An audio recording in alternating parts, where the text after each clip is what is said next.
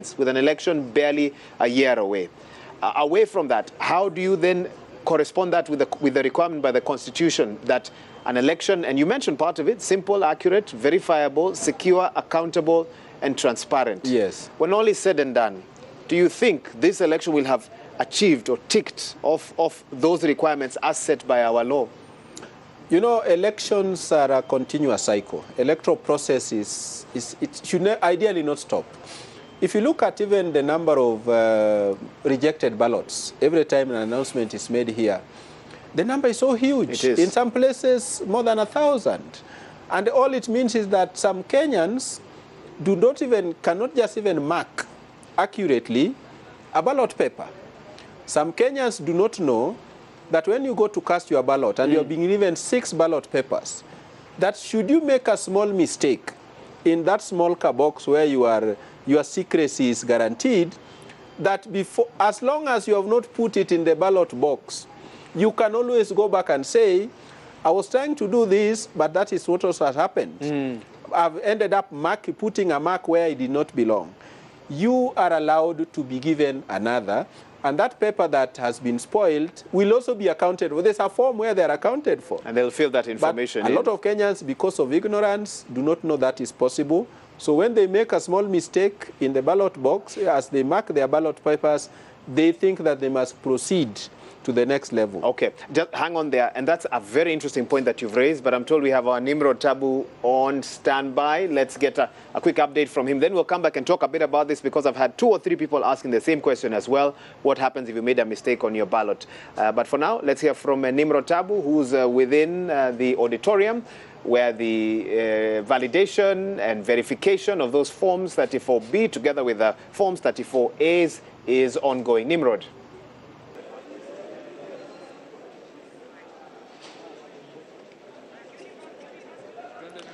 Naam, asante sana Wahiga Mwaura kutoka upande mwingine wa studio zetu za muda hapa katika ukumbi wa Bomas of Kenya. Bila shaka tunaendelea kufuatilia matukio katika ukumbi huu ambao ni kitovu cha kutolewa kwa matokeo ya uchaguzi wa urais. Shughuli ambayo imekuwa ikiendeshwa na baadhi ya makamishna tu, kila mmoja akijitokeza kusoma idadi fulani ya maeneo bunge ambayo mpaka kufikia sasa yameweza kuthibitishwa. Na nafikiri niweze kuthibitisha kwanza kwamba kufikia mwendo wa saa 1:49 hivi makamishna hapa waliweza kusoma matokeo kutoka maeneo bunge 32, ikiwemo Rongai, Gishugu, vile vile Gembe Kusini, Lafe, Embakasi Kusini, Galole, Voi, Roysambu, Sabatia, kule Kakamega, Rarieda, vile vile Garissa Township kutoka county ya Garissa, Isiolo South, Thika Town, eneo la Mwatate, eneo bunge la Kibra, Molo, Kuresoi, Embakasi Central, Suna East, vile vile eneo bunge la Nyali, Marakwet West, Saboti, Buri, Kieni, Chesumei, Embakasi Kaskazini, vile vile wakisoma idadi ya wale waliopiga kura ugaibuni ambao kwa kimombo inafahamika kama diaspora constituency. Pia vile vile matokeo yake yaliweza kutolewa hapo, na niweze kutangaza kwamba katika eneo hili Raila Odinga alikuwa amepata kura 3727, naye naibu rais William Ruto akipata 2190, David Mwaure akipata 31 kura, na Profesa George Wajakoya akipata kura 40. Maeneo bunge mengine yaliyosomwa ni Wajia Kusini, Kiambaa, Uriri, Mandera. Kwa ujumla kufikia sasa maeneo bunge 213 kati ya 291 matokeo yameweza kutolewa kufikia mwendo wa saa 2:20. Manake idadi hiyo ilikuwa inasomwa na makamishna hapa, na niseme kwamba katika matokeo haya wote wagombea urais hasa wanaoongoza wamekuwa na matokeo mchanganyiko, bila shaka kama ulivyoweza kushuhudia mtazamaji. Na hapa katika ukumbi huu shughuli inaendelea kwa utaratibu, sio kama jana ilivyokuwa. Manake jana kulikuwa na hali ya mshike hapa, baadhi ya viongozi wakizozana na maafisa wa Iebc kuhusiana na shughuli ambayo ilikuwa inaendelea katikati mwa ukumbi huu, ambapo bado maafisa wanaendelea kuthibitisha kura zilizopigwa katika maeneo tofauti, na vile vile kuthibitisha idadi ya kura kutoka zile fomu 34A hadi fomu 34B ambazo ziliweza kuwasilishwa hapa na maafisa waliosimamia kura haswa katika maeneo ya kujumlisha kura katika maeneo bunge. Niarifu kwamba katika eneo la Narok shughuli ile ya kuthibitisha washindi iliweza kuahirishwa kutoka chuo kikuu cha Masai Mara ni na kuweza kuletwa hapa, japo mpaka kufikia sasa bado tunasubiri kuona tangazo hilo na vile vile kuweza kuthibitishiwa kutoka maeneo bunge yaliyoko Narok. Ikiwa yote yamekamilishwa, basi kuna sehemu ambazo pia tunasubiri matokeo yatakuwa yanatolewa. Hatujaweza kupata thibitisho kutoka kwa makamishna ni saa ngapi nyingine watakaporejea hapa kuweza kuzungumza sio tu na walioko hapa katika ukumbi huu, bali taifa kwa uzima na kutoa matokeo mengine. Lakini nasisitiza kwamba hali ya leo imekuwa ni hali shwari, hali ambayo inapendeza kwa kiwango fulani, manake hata wale waliokuwa kizozana jana tumeweza kuona leo wakiwasiliana kwa njia ya heshima, wakizungumza tu, wengine pia wakipongezana kwa ushindi waliopata katika maeneo tofauti tofauti, kama ni kiti cha ugavana, kiti cha ubunge, kiti cha mwakilishi wa kike bungeni na kadhalika. Wote wameweza kujumuika pamoja, kila mmoja sasa hivi akiwa anaangalia simu yake kuweza kupata matokeo zaidi na pengine kufanya ukaguzi na pia kuwasiliana na wenzao ambao pengine wanasubiria matokeo haya kwa hamu na gamu. Kwa wengi ambao pengine mpaka sasa hivi wanauliza matokeo rasmi yatatolewa lini, kwa kweli hatuwezi kuthibitisha hilo, ila mwenyekiti wa tume Iebc pamoja na makamishna wenzake ndio wanaweza kufanya kazi hiyo. Lakini mpaka kufikia sasa, ikiwa wamehesabu ama kutoa matokeo ya maeneo bunge 213 kati ya 291, basi iliyosalia huenda ni idadi ya maeneo bunge 78 ambayo tunasubiri matokeo yake kuthibitishwa na kutolewa hadharani kwa umma kuweza kusikia. Kwa hivyo ni shughuli ambayo bila shaka tunatazamia itakuwa inaendelea mpaka hapo kesho, lakini duru pia zimekuwa zikituarifu kwamba kufikia kesho mchana pengine huenda tukaona mwanga mwisho wa shughuli hii inayoendelea hapa katika ukumbi wa Bomas. Kwa sasa ulinzi uko shwari kila maeneo, kuna walinda usalama ambao wako wima kuhakikisha kwamba zoezi hili halipati tatizo lolote, na ikiwa tutakuwa na mengi zaidi basi tutakuwa tunakuarifu wewe mtazamaji, manake bado tunaendelea na matangazo haya moja kwa moja kutoka ukumbi wa Bomas. Na vile vile hivi sasa nakurudisha kwa mwenzangu Iebc, manake bado anaendelea na mazungumzo na mgeni aliyoko naye katika studio zetu za muda nje tu karibu na niliposimama mimi katika ukumbi wa Bomas. Ikiwa kutakuwa na mengi mtazamaji, nitarejea kwako hivi punde, lakini kwa sasa na kurejesha kwake Iebc. Shukran sana Nimrod Tabu. Wacha sisi hapa tuendelee na mazungumzo na Suba Churchill, who is the Executive Director of the Kenya National Civil Society Center.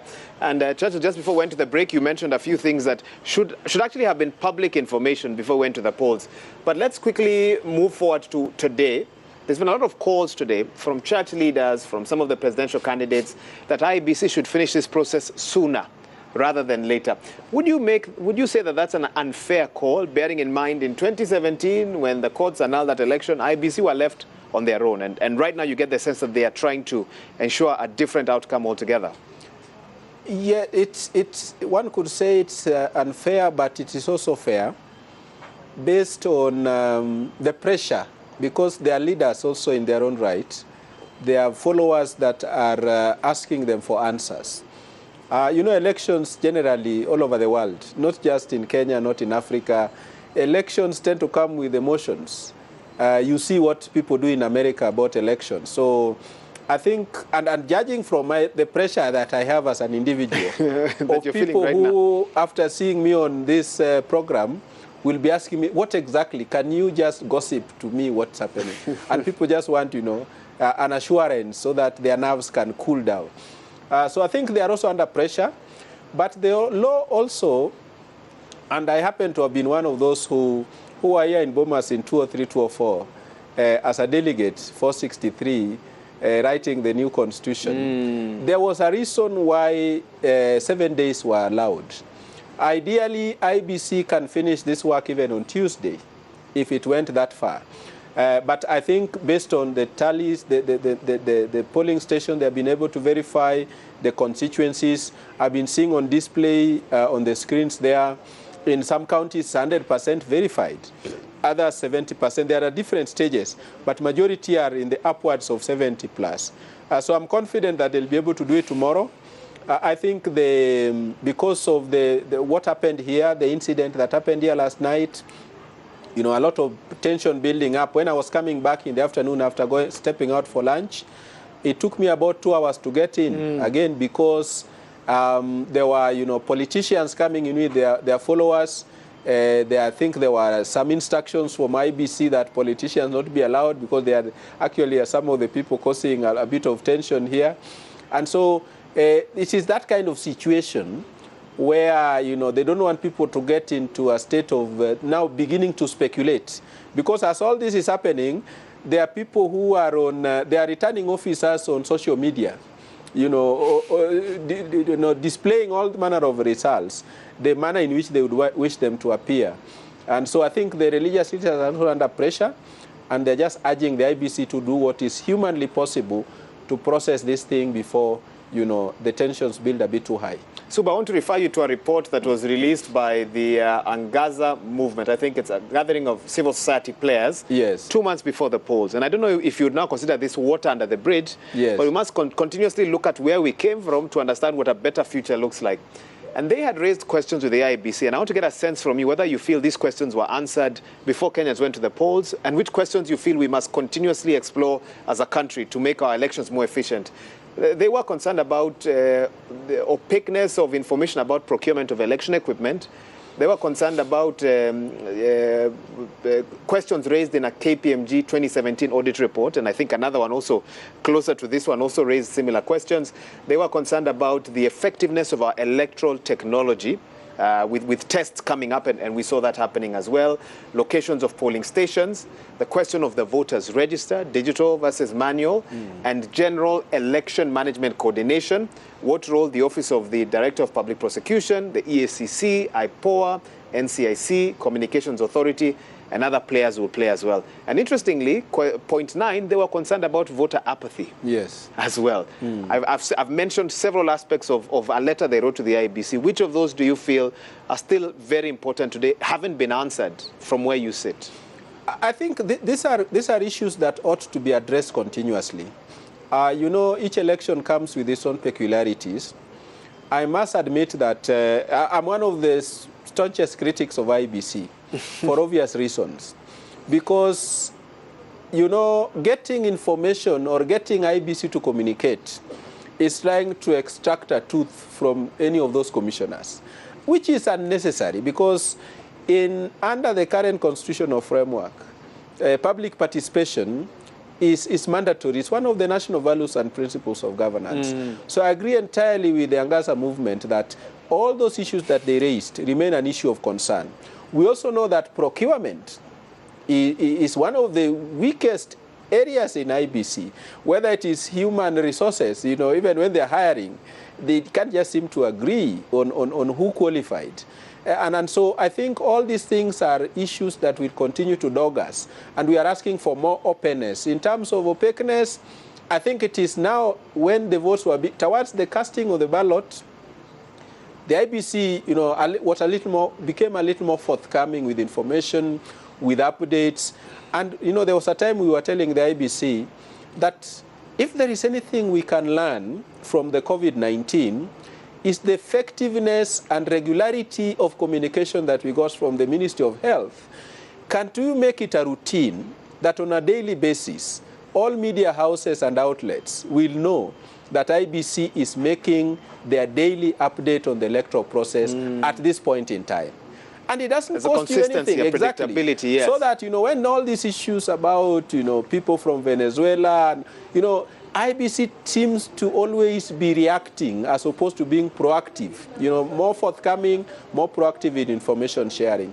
So I think it is one area they'll have to work with, and moving forward and knowing that 3 of the commissioners that have stayed there a little longer are serving their, of course it is a term of 6 years, non-renewable, so they are set to leave in January.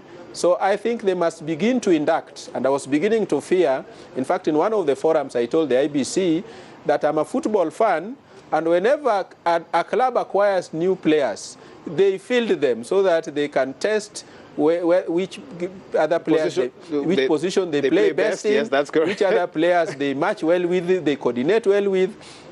So it took a bit of a while for the 4 new commissioners to catch up, but increasingly I'm seeing them playing a role and being given prominent roles to play. I think each of them has a docket they are in charge of, which is a very good thing, so that when the 3 that are serving their last couple of months leave, there'll be at least some institutional memory, some authority, because as the courts have always said, the power of any constitutional commission vests with the commissioners and not the staff. So this notion that the staff have the institutional memory, we have seen, it negated in court, and the court have since clarified that once it is a commission, the reason why it is called a constitutional commission is not because of people that have been hired to aid the commission in the delivery of its mandate, but the people that have taken the solemn oath to execute the mandate that the commission is assigned in the constitution and the law. And the 3 commissioners you're referring to, obviously the chairperson, of course, yeah. Abdi Gulie, yes. Professor, and Boya Molu, yes. as well. Those ones are set to leave because they'll have served their 6 years by January. And good practice then mandates that their replacements should be a matter of priority. Actually, not what we saw. Exactly. And that is, it's not the commission to blame. The commission cannot recruit itself. I think as a government, the Kenyan authorities have not treated all these commissions with the respect they deserve, with the legality that surrounds their tenure of office. Look at the Kenya National Commission on Human Rights. They were recruiting a couple of months ago, 1 year after the vacancies had occurred. And the same has been replicating in all these constitutional offices and commissions. It's a worrying practice. Which actually shows a negative attitude, an attitude that is a bit negative and adversarial to the commission. Yes. Because then, if you just leave staff, they could be headed by a CEO, but the CEO does not have the mandate of the commission, and that really jeopardizes the work of these constitutional commissions. I don't know, Suba, if your organization, the Kenya National Civil Society Center, will issue a comprehensive report on various sectors of planning and putting together an election. But on the question of security, I'd be curious to hear what your thoughts are on general security preparations pre, during, and hopefully post this election. Tonight, a couple of thoughts around that. One, obviously, we still have a missing returning officer, Embakasi East, and that was a very worrying matter when it was first made public, and the family, talking to us also today, raising their concerns that they still haven't heard from their loved one. We have a matter in Narok where the tallying center there has been moved to Bomas because of a similar issue, and sporadic incidents here and there as well. Talk to me a little bit about what it takes to secure an election from a security perspective to ensure those working and involved in it feel comfortable and safe at all times. I mean, as a human rights activist or defender, we are normally trained on how we conduct ourselves. And the saying that security begins with you is real, because as a human rights defender, there are things that I would not take for granted. Even at times, if I stamped my own feet on a rock, I would say, how come I was not conscious enough to see that, there was a rock ahead of me? But as an observer also with the African Union, because I've observed the elections for the AU, they say that security during an election should not be intrusive. In other words, if, for example, you are securing a polling station, there are people who have a history with security agencies. There are people who also know that they have not been leading crimeless lives. So there are people who are just suspicious. I have seen friends who even trying to tell them, I'm going to this court, can you accompany me? They have a problem with that. But with respect to Kenyan elections, and more so after the tragic loss of Muhando in the build-up to 2017 elections. Chris Musando. Security, particularly amongst election officials, is a serious issue. And even here at Bomas, we have seen the commissioners every time urging people to avoid taking pictures of election officials, for the reason that they handle very sensitive matters that, have the capacity and potential to determine who gets into a position of power and influence. And of course, the influence that comes with the resources. And so elections in this country have become a matter of life and death. And so most people who put their life at risk by being election officials, unfortunately find themselves in the situation where, an election official in Embakasi East had found himself. there could be, I'm just saying, speculating, that if, for example, the election official we have had instances where an individual feels that they need to go in a secluded area so that nobody knows where they are.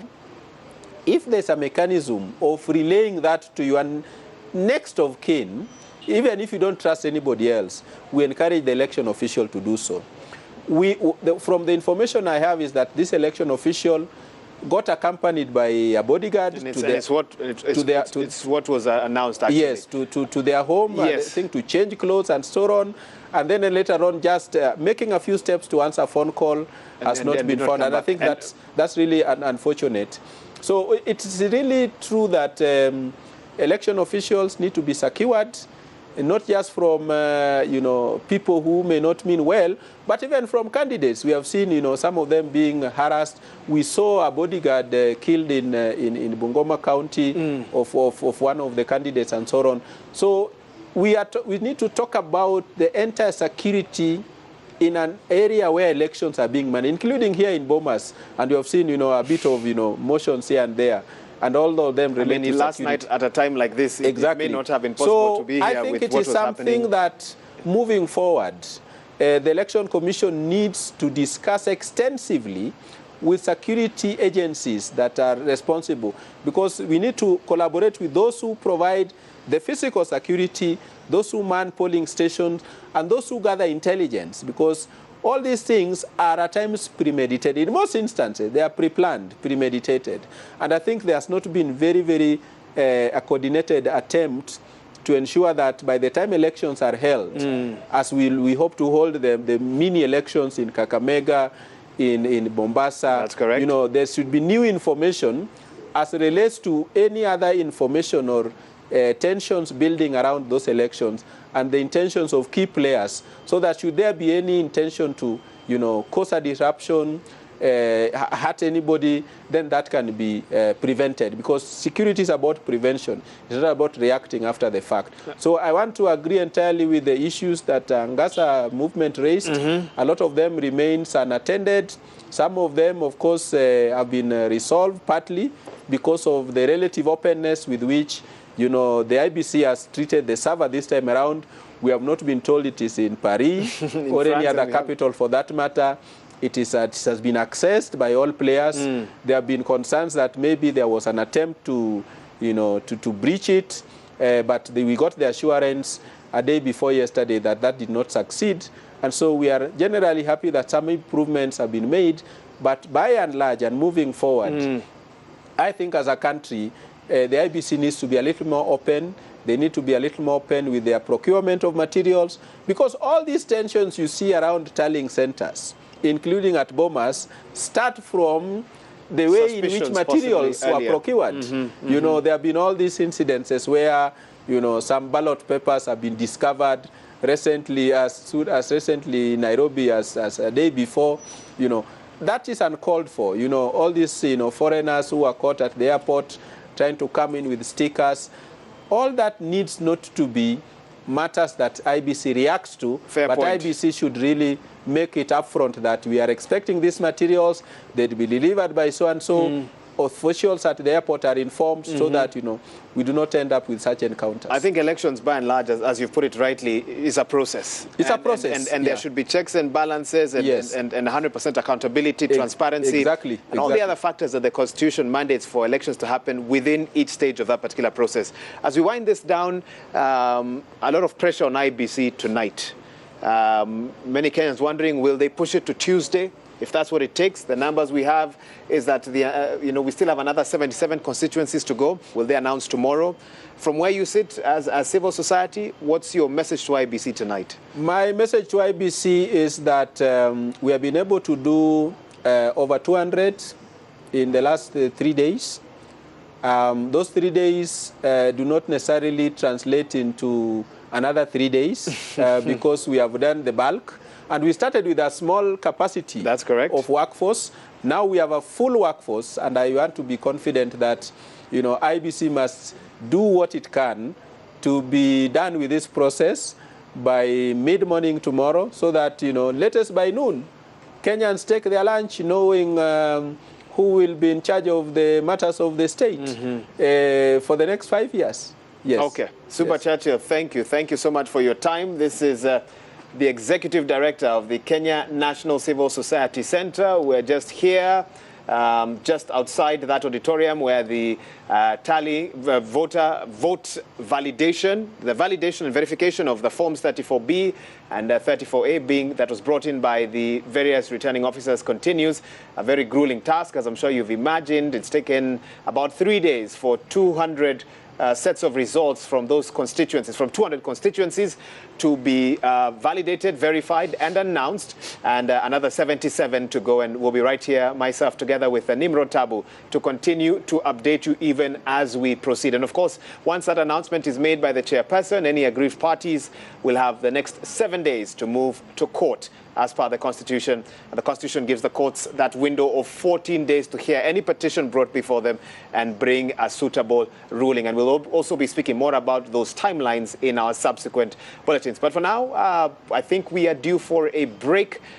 When we come back, I know that Mashrima Kapombe and Yvonne Okwara Matole have a very competent panel in studio ready to analyze various issues around this election, both at the national level, at the county level, the constituency level as well, with lots of interesting trends that we are seeing, the makeup of the next Senate, the National Assembly, and so much more. And so keep it Citizen TV, Kenya's Choice 2022. We continue to update you on what's happening. My name is Wahiga Mwara, but for now, let's take a short break.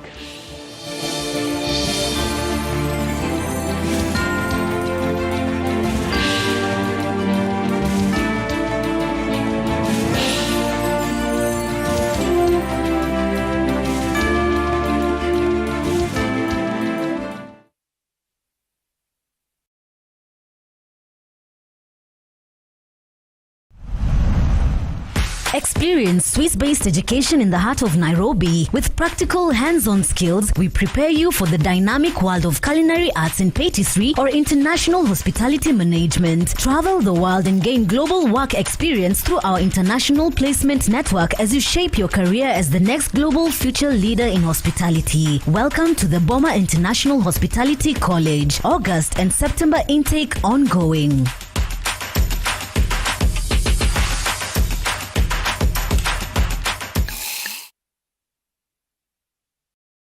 Big leagues are back. Enjoy boosted odds on the English Premier League, the French Ligue 1, the German Bundesliga, La Liga, Italian Serie A, and many top leagues only on Shabiki.com. Kuwa Shabiki. Play now. Strictly not for persons under the age of 18. Betting can be addictive. Play responsibly. Shabiki.com is authorized and regulated by the BCLB. License number 416.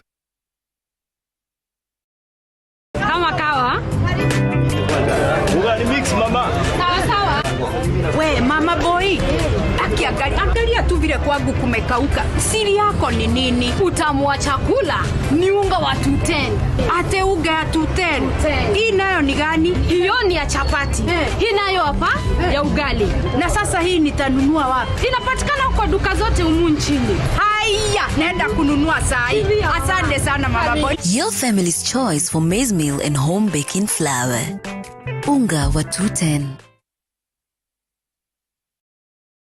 Enjoy View Travel affordable holiday packages. Kenya's #1 travel agent and online booking platform, View Travel offers wide variety of local flights, hotels, transfers, holidays, activities, and so much more. Whether traveling as a family, couples, chama, church groups, friends, or even going for trips to Mombasa, Diani, Malindi or Watamu, Masai Mara, Naivasha, Nakuru, or staycation in Nairobi. Call 0703-254-254. This is Kenya. Dream, explore, discover. Powered by Citizen TV.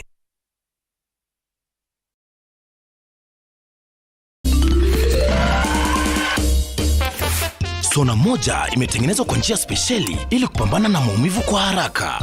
Sona moja ina aspirin kama kiungo. Sona moja, kitulizo kamili. Maumivu yakizidi, pata ushauri wa daktari.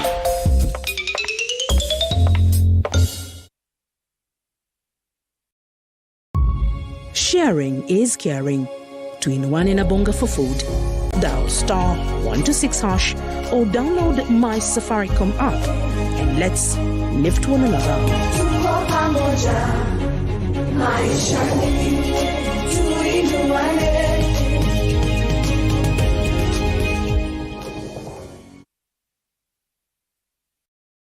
My family is blessed. My children are blessed. My job is blessed. No weapon fashioned against my family will prosper. My children will reach their full potential. We will not die before our time. We shall eat the good of the land. We shall prosper. Diseases are not our portion. Good health is our portion. Riches and wealth are our portion. Amen. Dial *811*404# to get My Family is Blessed.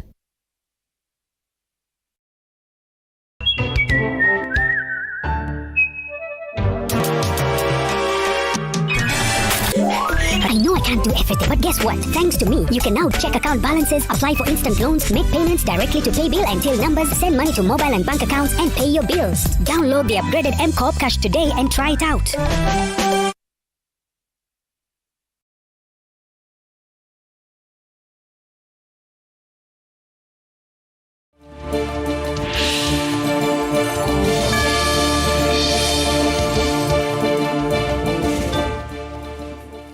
Welcome back. This is Kenya's Choice 2022. We are still here with you, taking a look at what's happening here, and of course at the Bomas of Kenya. We'll take a look. We'll take you back there, hoping to see if we'll get perhaps one more announcement before the day is over. We shall wait and see, but certainly it's looking very likely that by tomorrow they will have verified and validated the 77 remaining constituencies. And then perhaps we'll hear the final results that all Kenyans are waiting to see. We're still here with our guests, Bina Maseno, Davis Tayo, and Kakai Kissinger. I think we had started on a particular thread, right, Mashir? Naam, tulikuwa tunazungumzia masuala ya viongozi wengi ambao hivi sasa wanaonekana kukubali kushindwa. Na lile swali ambalo nilikuwa nadhani Kakai, tukianza na wewe unaweza kulijibu, ni kuwa je, kukua kwa sheria au jurisprudence inasaidika wakati viongozi wanakubali matokeo bila ya kwenda mahakamani kuyapinga? I think the fact that a losing candidate accepts defeat is their choice, because at that point you have a choice to accept or reject, and if you accept, then you wait for another time to try again. But if you don't accept, then you have an avenue to go to court, and you must compile your documentation within a very short period of time, why you think you should have won, and take it to court. But then we are seeing that the trend of this election is that very many are conceding because of the evidentiary burden that will be required of them to produce to court. You know, courts act on the law and on evidence. So for you to say you are not conceding, then you are definitely filing a petition.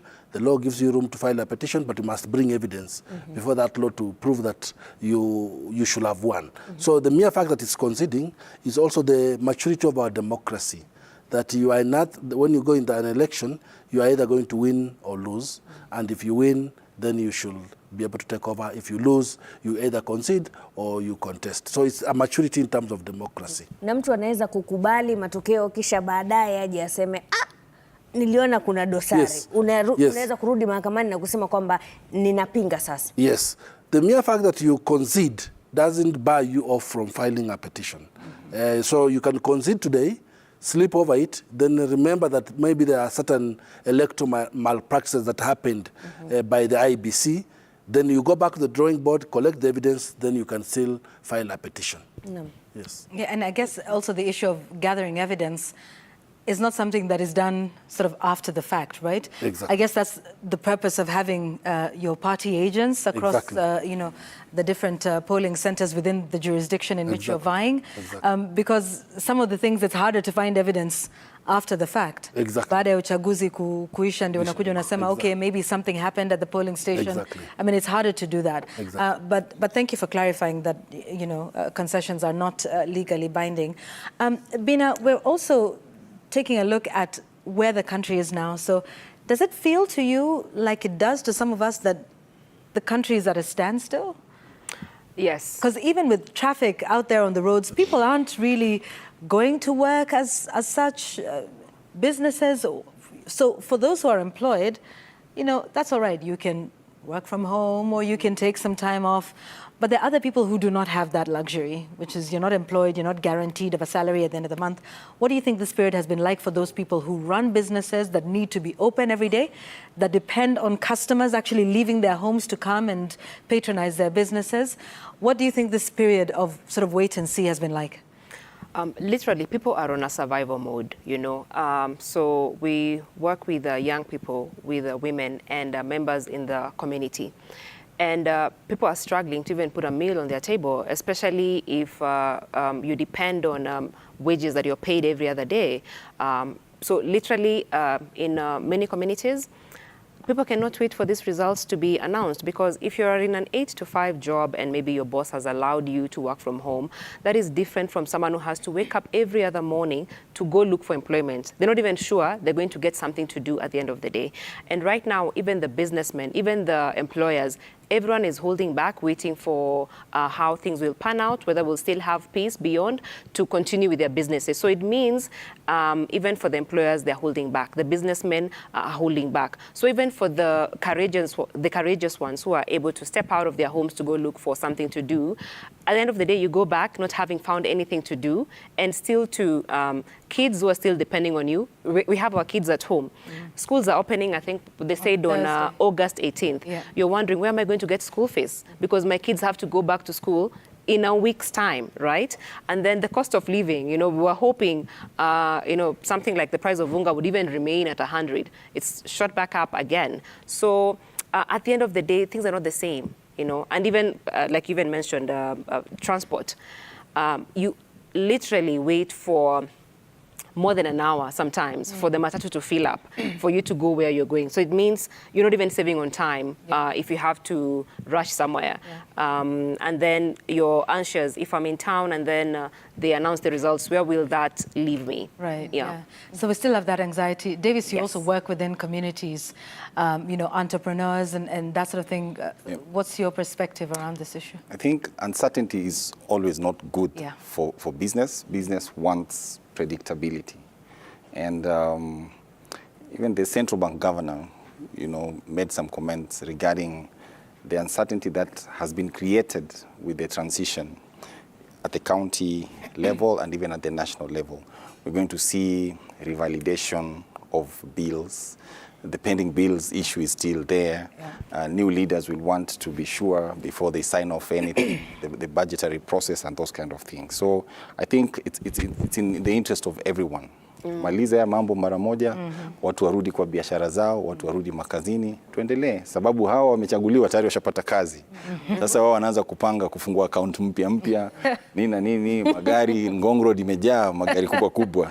Sio wao wamepata kazi. Sisi turudi kwa biashara zetu, turudi kwa kazi zetu, tuendelee mbele. Na huo usemi kwamba ile shughuli imalizike ili tuweze kwenda kwa biashara zetu, wa kushinda ashinde, wa kushindwa akubali. Usemi kama huo unawapa imani kwamba Wakenya mahali wamefika wameelewa michezo ya wanasiasa? Matokeo yanashangaza wengi. Kuna watu walikuwa wanajua mimi narudi, lakini wamekuwa number 3, number 4 huko. Kwa hivyo Wakenya wameelewa. Kuna wengi walikuwa huku Nairobi wakarudi mashinani wakifikiria kwa sababu walifika pale na mbwembwe nyingi watachaguliwa. Pesa zao zililiwa, sasa wanalamba vidonda. Kwa hivyo Wakenya wamerevuka, na pia nataka kushukuru sana taasisi ambazo zinafanya kazi. Unaona polisi wakisikia kitu wameruka mara moja wamefanya, Iebc wamejaribu vile wamefanya. Kwa hivyo kila mtu anaerevuka. Kwa hivyo hii nafikiri majaliwa ya miaka ijayo hii election itakuwa tu kama vile tunasikiza news, tunamaliza, tunarudi kukula ama kufanya kitu yote. Sababu transparency itaongezeka, technology will build on what we've done now, so that everything becomes swift, predictable, transparent, ikuwe ni kitu ya haraka. Na naona Wakenya wengi wanazidi tu kuuliza hili swali, mbali na kuwa tumekuwa tukilieleza kila mara, ni kwamba kama hii shughuli inafanywa kupitia teknolojia, kwa nini bado tunachukua muda mrefu wa kuangalia haya makaratasi na kuhakiki?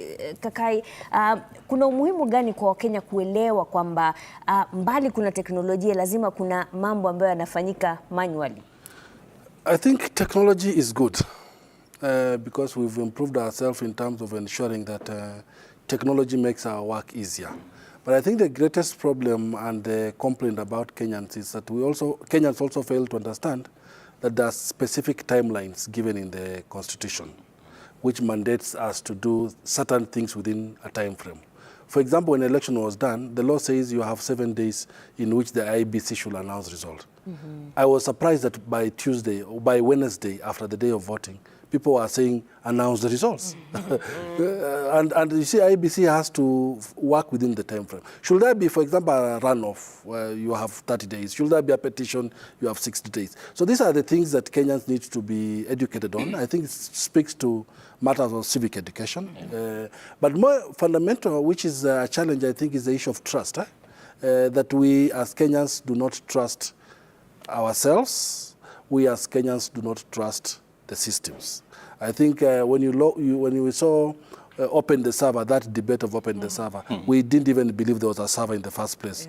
Unakumbuka wakisema fungua server, we didn't believe. So I think we need to... Sasa server imefunguliwa. Sasa server imefunguliwa. Watu wanaweza ingia hapo wakadownload. Download. Na unaambiwa hesabu wewe mwenyewe. Hesabu wewe mwenyewe. But wanasema sisi hatutaki kuhesabu. Wewe tupe results. Wanataka media hesabu. Wanataka media wewe. So we need to work on our trust levels. As my colleague was saying, that over time we have improved, but I think we need to see what happened with our trust. We just don't seem to trust ourselves. But Kakai, there's history and context to that, though. You know, we've come from places where, you know, trust, and our politics is based on betrayal a lot of the times. But the politics aside, the systems of how we run our elections, you know, have not been as we have desired in the past. And 2017, I think, was the biggest break of trust with the systems, with the nullification of the presidential election. And perhaps it'll take time. It will take time. You know, trust that is built is broken once. You know, takes a longer time to rebuild. So maybe this is one of those that, you know, we see how this goes, the outcome of it, and then, you know, start to build on those foundations for the years to come. Bina, what would it take for, you know, this is something we're saying, it looks like it's a dead heat. There might or might not be a winner. We don't know what they will say tomorrow, but, you know, there will be a winner eventually, whether it's a runoff or a repeat election. But from what you can see so far, I mean, it's half and half between the two top candidates. What does the one who wins need to do to bring the other half on board? Because even when you take a look at the current constitution of the 13th Parliament, even the differences are 3 to 4 posts between the two. So that means there's a dead heat. So what does the winning candidate need to do to bring the other half of the country on board and say, I know you didn't vote for me, but, you know, I will be your president anyway? I think one thing that is clear is the fact that whoever wins at the end of the day will need the goodwill and support from the other person at the end of the day. Because if you look at even the numbers just for today, when it comes to the governor position, when it comes to the senator position, when it comes to even the MP, it's almost split half and half, 50 and 50. It means at the end of the day, whichever government comes to play, they have to find ways of working with the other team. Because if you need a bill passed in Parliament, you need, let's say, 2/3 of the members to actually pass that particular bill. And you have 50% of the members. That means you have to reach out to the other side to support your bill, right? So it means at the end of the day, we have to find ways of working together because you're there to serve the interests of the citizens. and not just your personal interest. And we've seen also the how political parties and the influence political parties have. And right now we're talking about coalitions. And even when these coalitions were being formed, we saw them signing and agreeing on certain ways of working. So once this is done, whichever candidate wins, the earlier they find a way of working with the other team, the better for this country, because there's so much ahead of us. We're talking about people being on a survival mode. We're talking about challenges with the debt crisis we have in this country. We're talking about food insecurity in this country. We're talking about drought. We're talking about climate change issues. We're talking about unemployment, which even so many young people are not coming out to vote in this election. So the earlier we put our differences aside and start working together to solve those issues, the better for all of us. Lakini hilo swala la kufanya kazi pamoja pia linaibua swala la opposition ambalo limekuwa changamoto katika hii miaka mitano ambayo imepita. Manake ulikuwa unaona wale ambao wanafaa kuwa kwa serikali ni kama baadhi yao wako nje, wale ambao wanafaa kuwa hupa ni mwingine ndio wako ndani. Kwa hivyo hii kugawanyika kwa hizi nyadhifa nusu kwa nusu kweli itatusaidia kuwa na opposition ambayo ina nguvu, Davis? Nitaomba usaidizi wa wakili pale, kwa hivyo usinipige mawe nikikosea. Bila naelewa hii katiba ya sasa haina opposition na government, iko na majority na minority. La pili, jukumu la wabunge ni oversight. Haijalishi uko upande gani. Kama upande wako ndio ulitoa rais ama ulitufanya vipi, wewe kama mbunge ni jukumu lako kufanya oversight. Kwa hivyo hiyo itaturusha katika maadili ya wewe kiongozi. Fanya jukumu lako la oversight ukiwa pale bunge.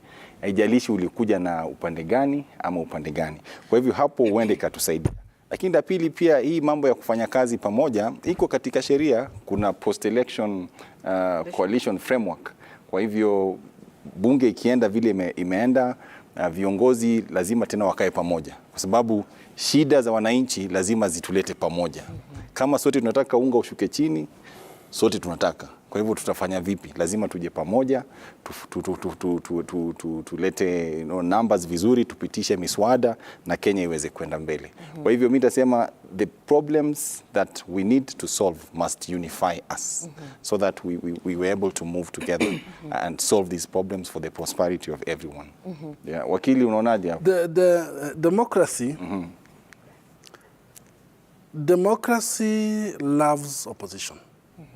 That for a democratic society to operate properly, you need to have opposition. Let's pick one of the countries that is boss of democracy, the US. We see the Republicans coming in office. When they are wiped out, they go. The blues come in, the Democrats come in. And so democracy is good, but at the same time you need to test that democracy with the opposition. Now, in Kenya we have a challenge of opposition. I think the last time we had a very strong opposition was before 2002. After 2002 election, that was very interesting. After that, we went into, I think 2003, we were in the Nusumukate coalition, the NAC, 2007, the NAC coalition. From there, we also went to other coalitions. And so we've had about 15 to 20 years of being in a state where we don't have a strong opposition. Our current parliament or current structure, we've ended up with a mix. We're not sure whether you are in the opposition or the opposition is in government and government in the opposition. But for some reasons, we've been able to operate and manage as a country. We are the first country in Africa to come up with these issues of coalition, and after that, you remember Zimbabwe picked up the coalition government. So it has its own good and bad.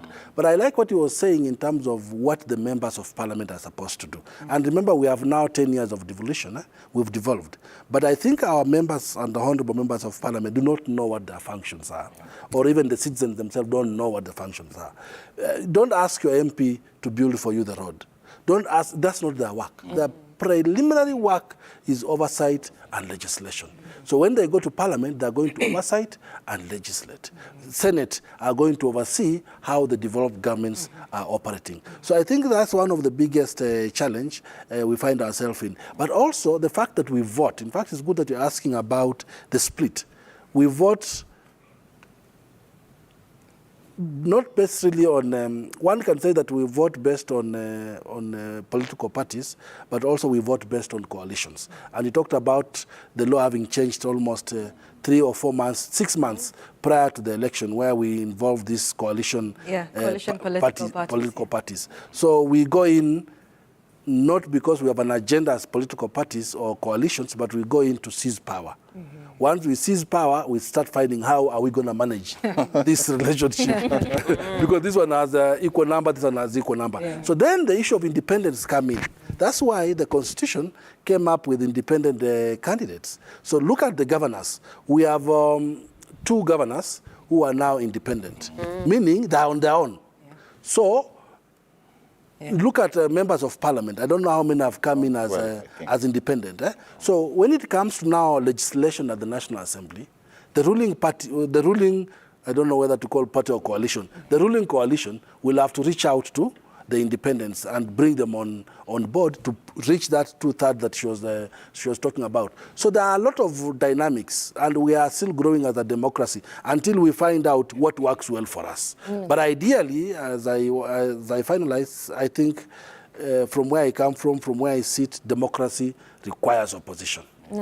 Na kwa hilo manake nyote Davis na Kakai mmetaja mambo ya ama masuala ya majukumu ya bunge ambayo kuna oversight, representation na legislation, lakini jambo ambalo hatuwezi kulisahau ni kwamba hawa wabunge wanaingia hapo kwa vyama, na kila mara wanapoingia kukiwa na jambo ambalo serikali inataka kufanya, basi wanaitwa kwenye ile parliamentary group meeting na wote wanaambiwa hii ndio laini ambayo tunafuata. Je, ni vipi ambavyo wabunge wataweza kumbatia majukumu yao vilivyo mbali na kuangazia interests za chama? Unajua chama kinasaidia kwa ukubwa sana kwa watu kuchaguliwa, na unaona huwa kuna msukumano mwingi sana katika nomination. Kuna sehemu zingine za nchi hii unajua tu ukishapita nomination wewe umeshaingia bunge. Kwa hivyo lazima chama kiwe na mwelekeo, na lazima kuwe na discipline katika chama. Kwa hivyo ni siasa tu, lazima watu wakae pamoja, waheshimu chama, wafanye kazi pamoja, na tayari tushaona kulikuwa na mkutano KICC jana. Ukiangalia tayari watu washaanza kusema sasa speaker tutachagua namna gani, mulete application nini na nini. Kwa hivyo tutaanza kuona hiyo mchakato mapema sana. Na umoja wa vyama ni muhimu, lakini vile tunavyosema zile shida ambazo zinaikumba nchi lazima zitulete pamoja. Lazima zitulete pamoja. Kwa hivyo pale bunge mimi nina imani ya kwamba ikiwa umechaguliwa na wananchi na wamekutuma pale ukawasaidie kupitisha mambo fulani fulani, be true to that call. Yes, be true to that call. Support something which helps everyone. Bina? Yeah, I think it's true. Political parties are vehicles that help us capture power, but it's to say that whoever is elected, just remember that as much as you are using a political party to your advantage, you promised to actually deliver. So people voted for you because of the promises you are making, because of what you said you're going to do once you occupy office, right? So it's important for you to fulfill and deliver what you said. And I think that's why even in this election, you're seeing counties where majority of the MPs were not re-elected, right? Even majority of the MPs, some of them who were given political party tickets in the zoning and consensus, they were given direct tickets, but we are seeing them not being re-elected because they did not deliver. So it doesn't matter which coalition you belong to. Once you occupy office, deliver, understand your mandate. Because another thing is the fact that people overpromise. Leaders overpromise. Sometimes what is not within their mandate. And then when you get there, you realize I cannot deliver on 1, 2, 3. And for us as citizens to also educate ourselves and be aware of the different mandates of different leaders so that we are able to hold them accountable. Because half the time, if you don't understand the mandates of a leader, then you're not able to hold them accountable, right? And our work begins now. We know the leaders have been elected, so our work as accountability champions begins now. Kakai, jinsi alivyosema Bina, iwapo mbunge hatafanya kile ambacho anastahili kufanya, wananchi wana options gani? we have a very vibrant constitution, which is 10 years old, and we've been testing it for the last 10 years, and testing through various decisions that have happened. So there are two options that the Constitution 2010 gives an MP who does not perform, and for various reasons why they don't perform. One of them is the question of integrity, Chapter 6 of the Constitution. Yeah. We have a very specific clause in that Constitution where you can recall you are a member of Parliament for failure to do certain kind of things. Unfortunately, this has not been exploited. It hasn't been utilized. But the framers of the Constitution imagined or debated and agreed that that's one of the options you can recall you are a member of Parliament or whoever it is. The other option that gives us a breathing space is that assume he's very incompetent, then you have to wait for how many years? 5 years. Beauty is that we have limited span of Parliament to 5 years, so you have to wait for 5 years and vote them out. As we were seated here with my sister and my brother, we were just discussing how certain governors have been able to rule for 2 terms, which means 10 years, but were not able to make it back as when they try to metamorphosize themselves to other electoral seats. Because having been a governor for 10 years, your maximum you serve is 2 terms. But you can nothing bars you from the Constitution to vie for Senate. So we saw the governor of Busia going downwards to vie for the member of Parliament, and he lost. Because probably people in Busia were like, you know what, we are done with you. We saw my good old professor, Kivuda Kibwana, losing his seat for Senate in Makueni. So these are the dynamics and the beauty of an electoral process. Allows you 5 years to change. And the more we change, the better. And I think it was, we're looking at all the governors who didn't make it back. You can imagine you've been a governor, you've served for 10 good years, you want to run for member of county assembly. That is a constituency, and you still cannot win. It just shows the fact that citizens are aware of the fact that you were in power, you did not deliver, you did not fulfill the promises that you said you're going to fulfill. So what is this one thing that you want to actually do that you are not able to do when you're actually a governor for 10 years? And now you're coming back to run for office, a lesser office, and you're still not being elected. So it shows that citizens are woke this time round. They're like, you know what? We gave you an opportunity and you did not deliver on that opportunity. So let's give an opportunity to another person.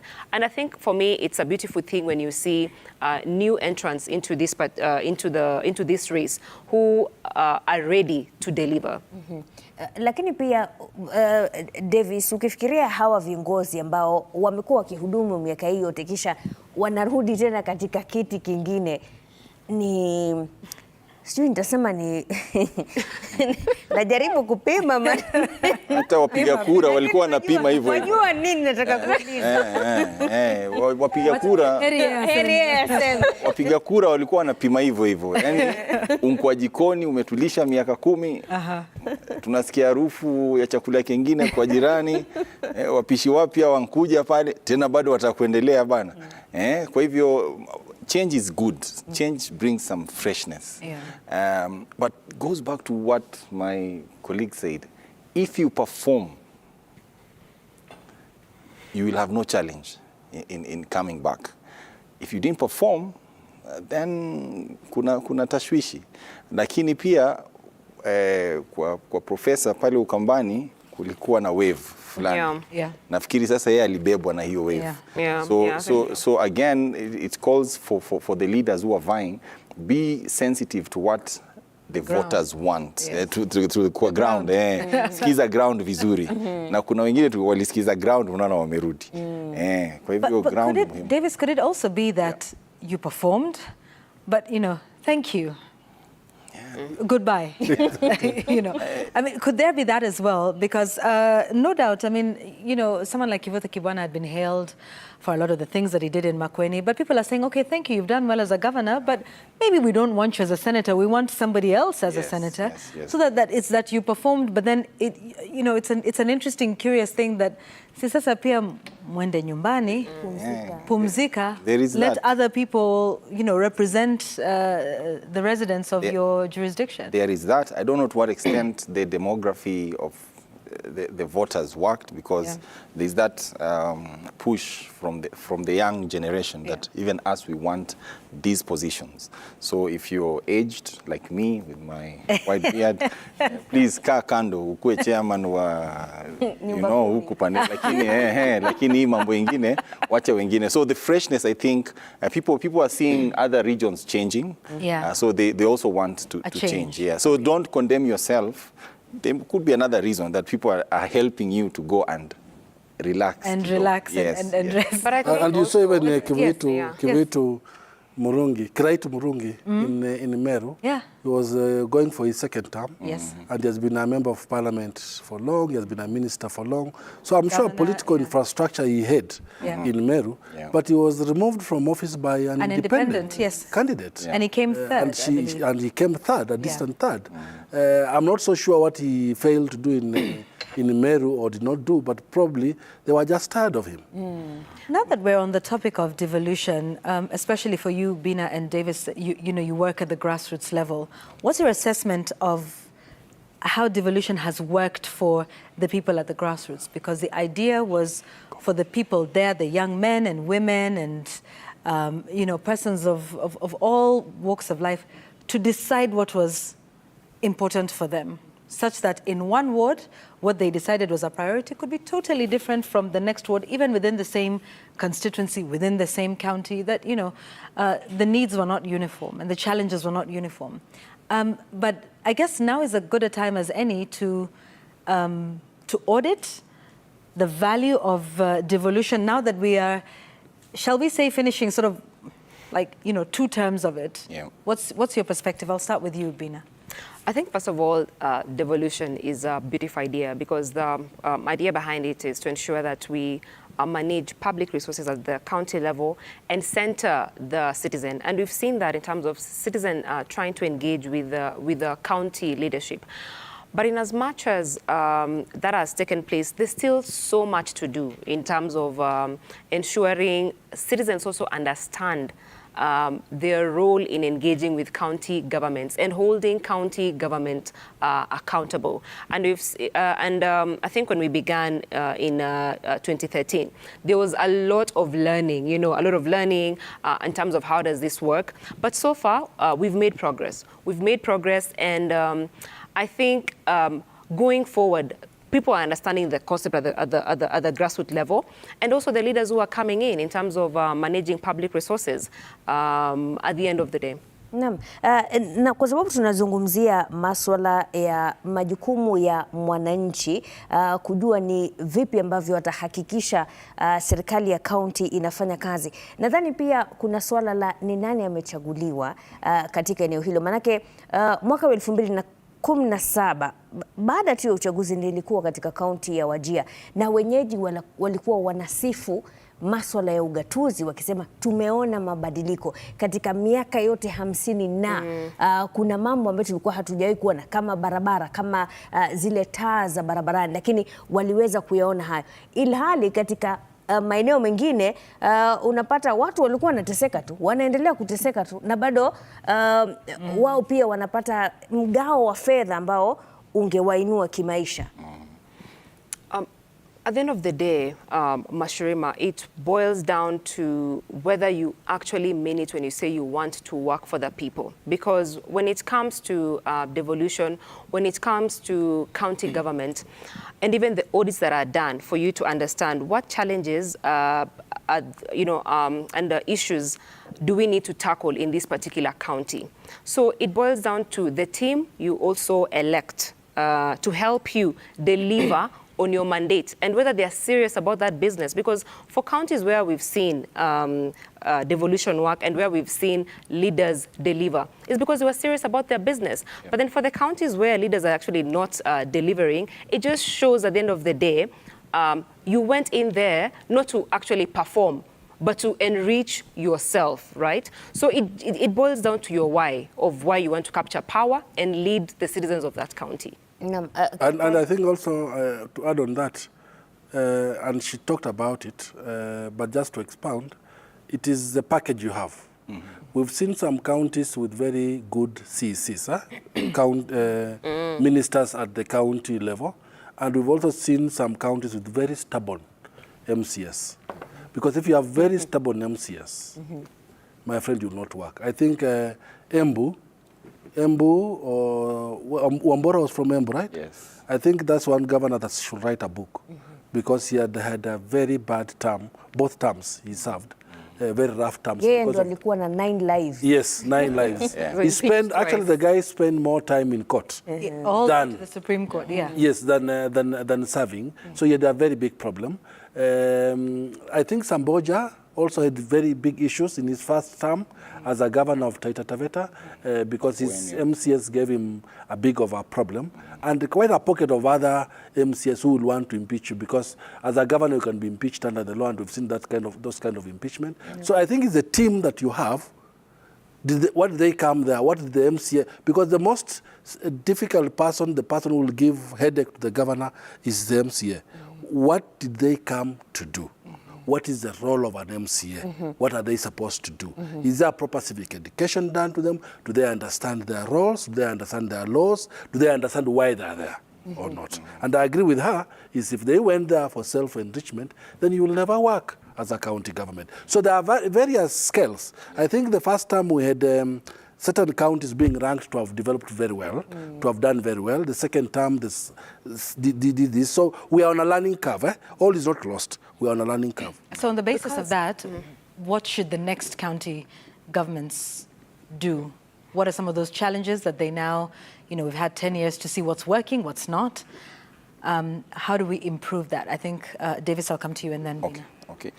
Sorry. Davis. Okay. Yeah. Sorry. Thanks.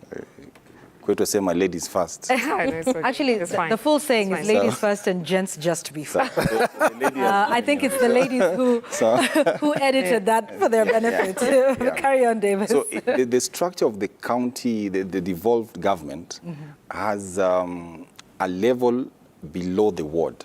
And this is well provided in the County Government Act. There's something called the Village Council. As a chini ya MCA, ile ward, kuna Village Council. The implementation of that clause has not been very, good. Makueni did it very well, and that's why we keep talking about Makueni. And it's a very nice framework for public participation, so that whatever is found as the program to be implemented by the governor is generated from the village council. Imetoka pale. Imetoka chini. Number 2, and I think this is what the governors should do. They are ward administrators who threw their heart in the kinyang'anyiro. So they need to be replaced very fast, so that kila ward ikuwe na ward administrator from the word go, so that the executive side of the devolved unit is fully resourced and iko na mizizi kila mahali, sababu wale ma MCA wako kule kwa ile nyumba pale wanaongea wakisukuma, but you need people who are objective, who answer directly to the executive side of the devolved unit. So they need to be replaced very fast so that the governments can move very well. Okay, that's an interesting thing about village council. I think that not many of us think about, and that's really just driving it down to the very grassroots. Wao ni wale ambao who interact with residents at this level. They probably live there as well. They know the road which should be tarmacked. Gani kuna pothole. Taa gani imeungua ibadilishwe. All these things, the nitty-gritties. Really, And Yvonne, at the end of the day, just to briefly add on what he's saying, is the fact that as an MCA, your role actually is to ensure that you aggregate the citizens' opinions such that when you're going to the assembly, when you're legislating and oversighting and coming up with plans, they represent the opinion of the people. So if you're able to do your job very well, because even when it comes to the county level, you're supposed to oversight the governor's plan, because you're the one who even rubber stamps and approves the county budgets when they're presented at the assemblies, right? You're supposed to ensure they speak to the people's needs, because you've been able to collect these needs at the ward level, because that is actually your job, that is actually your role. So if you do your job very well, you also make it easier for the county government to do its job. By the time they're coming with their plans and their budgets to be approved, you ensure they speak to the needs of the citizens at the grassroots level. Na tukiwa tunazungumzia majukumu ya mwananchi, maanake hii village council ni ya wananchi, sio? Wananchi wenyewe haswa katika maeneo ya mijini, je, wanajitokeza vile vile kama mashinani kwenyewe? Kakai, I don't know. You see, in terms of development, in terms of citizen participation, you see the law, the constitution, and various legal framework gives the citizen the power to do public participation. For example, when they are doing the legislation, it's required of the MCS or required of members of parliament to pass certain laws with the help of public participation. So already that is giving the mwananchi, the ordinary citizen, an opportunity to participate. Because you want to be governed, but you want to be governed knowing what kind of law you are being governed on. And public participation has been central role in terms of that. So mashinani, then we expect therefore that whatever the MCS and the CECs, if the CECs are coming up with whatever regulations, whatever framework, whatever policies, they must be involving the citizen. So that's purely an issue of public participation, which is anchored in the law, and we expect therefore that this is happening. On the ground, or mashinani, sijui kama vitu ni different, ama wacha nizime simu uonge. Uko site. Yuko site sasa. Yuko site. Kasi kata simu. So nimekuwa site for some time. Yes. Uko vipi huko?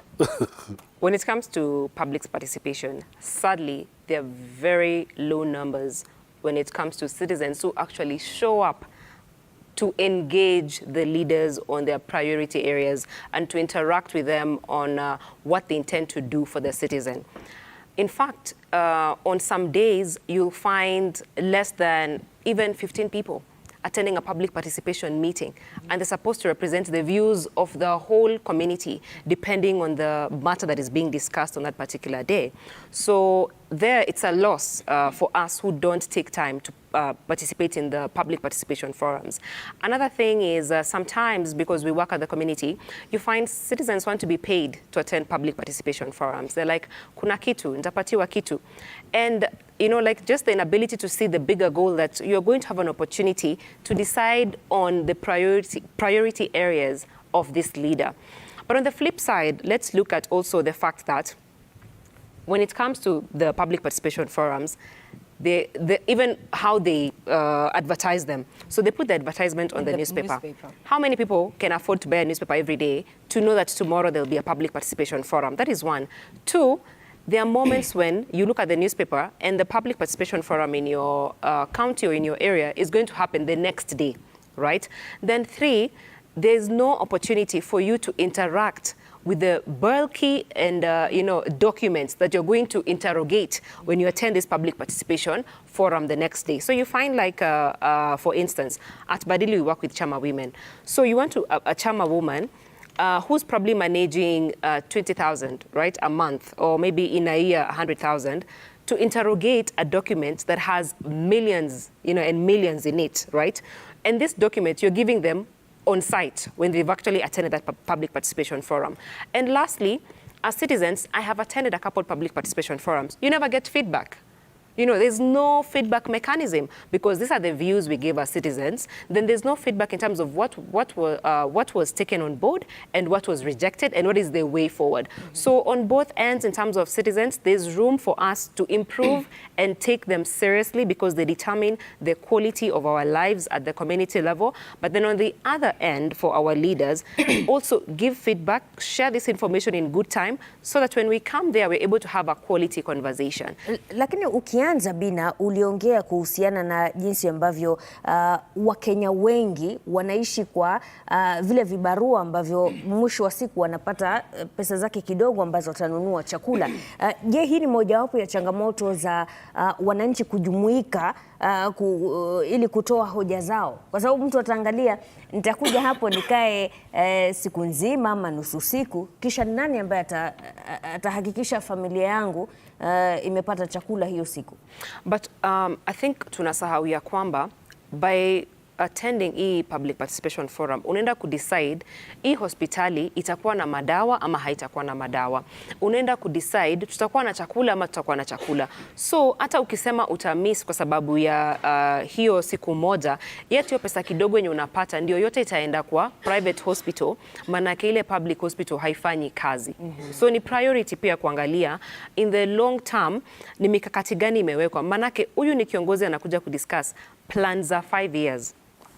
5 years kama utakuwa na barabara, 5 years kama utakuwa na maji, 5 years kama utakuwa na madawa, 5 years kama utakuwa na quality education. So ukicompare ile na wewe kusema mimi nitakaa tu ama sitaenda, but at the same time pia I think pia tunafaa kuangalia other ways ya kuengage wale citizens ambao hawezi fika pale. Tunaongelea kama sasa hivi tumeona digital engagement, technology. Tunafaa pia tuweze kutumia technology. Maana unapata mimi naweza kosa nafasi leo, but ningeweza kuona yale maswala ama kuinteract na zile documents. Bado naweza peana feedback yangu ambayo inaweza saidia. So I think pia ni kwa sababu hatujaangalia ni mikakati gani ingine tunaweza weka ya kuensure that wale citizens hawawezi fika pale, ni jinsi gani tunaweza pata maoni yao. Na digital technology inatupatia a very beautiful opportunity. Manake tumeona venye tumekuwa tukiitumia kutoka COVID, so mbona hatuwezi anza kuitumia kwa public participation pia? Davis, unadhani wakati huu mambo yatabadilika kuwa wananchi watakumbatia hili swala la kutoa hoja zao kuhusiana na jinsi serikali haswa za county zinavyoendeshwa? Ni lazima tubadilike. Kwa sababu tusipobadilika tutaendelea kulaumu hawa viongozi. Na kitu ambacho ningependa kusema mambo mawili ya kwamba ni wapi wewe unapiga kura. Unaona sasa watu wengi wanafanya kazi mijini kisha usafiri kwenda kupiga kura nyumbani, mashinani kule. Sasa ukishachagua mtu kule wewe warudi huku mjini. Alafu sasa nani ata participate kule katika mambo hayo? Kwa hivyo hilo ni swali ambalo tulifikirie kama Wakenya, tupige kura pale ambapo tunaishi. Ndipo sasa tutakuwa na ule msukumo ya kusema hapa ninapoishi, hapa ndio naishi sana, kukiwa na shida nataka kuwe na solution fulani. La pili, na ningependa tu kutoa mfano kama hapa Nairobi, hii constituency inaitwa Starehe, si ni hapa CBD. Sasa watu kutoka mbali tunakuja tunashinda huku CBD siku nzima. Alafu tunarudi. Sasa ukijiuliza hawa watu ambao wanafaa kuattend hizi public participation kwa mambo ya starehe ni kina nani? Ni wale ambao tuwashinda hapa, alafu baadaye nikitaka kupiga kura naenda nyumbani Lamu ama wapi, ama ni wale ambao wanafanya kazi huku. Kwa hivyo kuna hayo challenges. Embakasi kuna airport, kuna industrial area. Sasa ni watu gani ambao wata participate? Kwa hivyo hilo ni swali ambalo sina jibu, ningependa tu kulisema. La pili ni wazo. Sababu hiyo public participation framework nafikiri bado we are struggling to define it very well. And I think tukiangalia the participation of political parties in this general election, there's an opportunity there.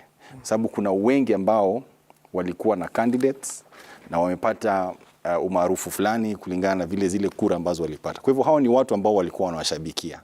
Kwa hivyo inabidi tufikirie na viongozi wapya wanakuja, can we turn all political parties, all registered political parties to be stakeholders in public participation, so that kukiwa na mswada fulani katika kaunti fulani iwe ni sheria ya kwamba ikiwa chama kiliparticipate katika uchaguzi katika hiyo kaunti, lazima chama hiko kipewe nakala na kikwe facilitated in a way so that the members of that party can actually give their views, so that whoever won, because you won to manage the resources of everyone.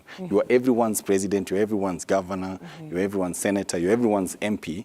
You can then have a very formal way of receiving feedback. Sababu ni vile dadangu anasema, unaenda pale, unaongea, kesho ukiangalia huo mswada unajaribu kuona kama lile nilisema liliwekwa, huoni kitu. Sasa kesho utajiuliza, nilienda kupoteza wakati wangu labda, nimepoteza hela zangu kwenda pale. Kwa hivyo maswali kama hayo lazima yaangaliwe.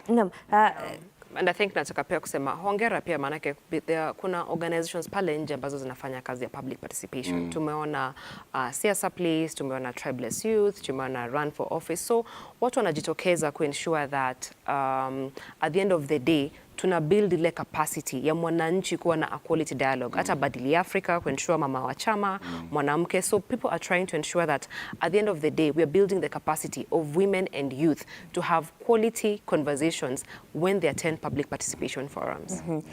Kakai, nataka kidogo tusonge mbele kwa masuala ya amani na uchaguzi ama kujumuishwa kwa kura, haswa kuhusiana na kaunti kama ya Narok ambayo afisa mkuu katika eneo hilo amehamisha ile shughuli hadi katika eneo la Bomas. Hatua kama hiyo ina changamoto gani kisheria wakati ambapo shughuli hiyo imeondolewa katika sehemu ambayo ilikuwa inastahili kufanywa hadi ikamiliki? Thank you. The Elections Act and the regulations that are established allows the Iebc official to actually do the tallying from that recognized tallying center, because they normally gazette them before the election that this will be the tallying center, county tallying center or constituency tallying center. Now, in the event that in that constituency tallying center or the county tallying center there's a problem, the same law allows the county returning officer or the constituency returning officer to move. Because what at the moment is concerned to the Iebc is the secrecy and security of the ballot. That ballot, he would rather run away and go to wherever he feels is safe, because it's fundamental right that he has and a civic duty that he must protect for the electorates. So what he's doing is just to secure the ballot. Because remember, if he announces the results and don't have those forms or you don't have whatever it is, it becomes a problem. So security of, but also it speaks to the security of the election. Because Iebc under the law is required to provide security services for the election. So probably through the fact that the police must have told the Iebc people that it's not secure here, let's move. So that is allowed under the law. So it's not illegal. And will it have any implications to what is going on now at Bomas, the tallying of the presidential elections? No, it will have no impact at all. It will have no impact at all, because remember, the presidential one has already been set. From the polling. From the polling. So it will have got no impact at all. Naam. Bina na Davis, swali hilo, je, unaona kama Iebc imejitahidi kuchukua hatua za haraka wakati ambapo wanaona kuna tatizo katika sehemu yoyote ile, ukiangalia tangu uchaguzi ulivyofanyika siku ya Jumanne? Bina, tuanze na wewe. I think Iebc wanajitahidi because kwa sasa I think hata tulikuwa tunaongelea pambeleni, in the last election tulikuwa tunaongea server. Huu wakati kuna public portal. So wewe kama mwananchi waweza enda pale uangalie zile forms ambazo hata zinakuwa verified kwa wakati huu.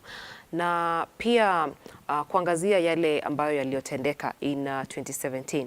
So wanajikakamua kuensure that hii process iko sawa na haitawarudisha kotini i-cause tena tuende kwa ile runoff kwa sababu ya process. Manake kafaa uensure that unachukua muda lakini matokeo yako sawa sawa. Na kama sasa hivi tumeona hata hawalali na pia wameongezea more people kusaidia hiyo kazi kuensure that number one, tuna meet ile target ya within 7 days, na hata kama tuna meet ile target ya within 7 days tuko very clear.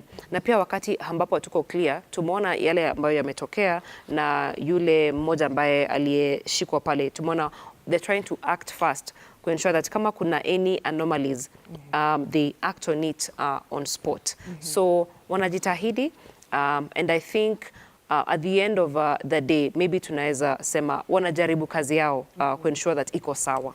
Davis, na kwa mtazamo wa mawasiliano umeridhishwa na jinsi ambavyo Iebc imekuwa ikiwasiliana na Wakenya kuhusiana na mchakato mzima wa shughuli hii? Mimi nafurahia kwa sababu kila wakati hata kama umelala ukiamka kidogo ukienda kwa Twitter handle yao ukienda kwa mtandao utaona kwamba wanapeana updates vizuri. Kwa hivyo wanajaribu, lakini Waswahili wasema ngoja huumiza matumbo. Sasa matumbo ndio hayo yanawashawasha sasa. Lakini pia Waswahili hao wanasema subira uvuta heri. Basi sasa lakini kwa mawasiliano I think changamoto tu imekuwa ile kumove so fast ku counter misinformation. Manake hiyo ina spread so fast. Tumeona supporters wa viongozi ambao wana declare huu mrengo umeshinda. Tumeona wengine wakisema hapana hizi forms, wengine wakisema pia wako na tallying center zao, pia wao wanahesabu wakati zingine zinahesabiwa huku. So I think pia changamoto imekuwa ile ku respond so fast kusema hii si ukweli na ile si ukweli. So in terms of performance, maybe kama wanaweza jitahidi ku ensure that whatever iko pale kwa mtandao, manake Wakenya wako sana kwa mtandao sasa hivi. So ni kujikakamua chochote ambacho kiko kwa mtandao ambacho si cha ukweli una counter immediately, manake ina spread so fast na inaongezea ile tension na anxiousness. Yeah. Na Wakenya pia tujifundishe, ukipata kitu ujumbe wote usiuamini immediately. I mean, kuna Citizen Digital very updated, you know. Sasa enda katika hizi tovuti za media, hapo utapata habari ambayo imeangaliwa. Ivona ameangalia akasema hii sawa, Mashirima amesema sawa, alafu ndio inapostiwa. Hapo utapata habari ya kweli. Lakini ukiwa unangoja tu unapata kitu na wewe una forward, utajiingiza kwa shida pia. Manake, I don't know if you saw all these posts on social media where so many people had won and then they hadn't. Yes. Others had lost and yet they had won. On Wednesday. Yes. I mean, kwanza Wednesday walikuwa nasema matangazo ya governor. Na hiyo ilikuwa haiwezekani. Sababu mpaka polling station iende kwa constituency. Kwa hivyo ma MPs kwanza ndio walikuwa wanajulikana kwanza, si ndio? Disinformation and misinformation. Yes. And I think that's been a very big challenge because either side of the coalition also have their own political bloggers and political bloggers who have a huge following.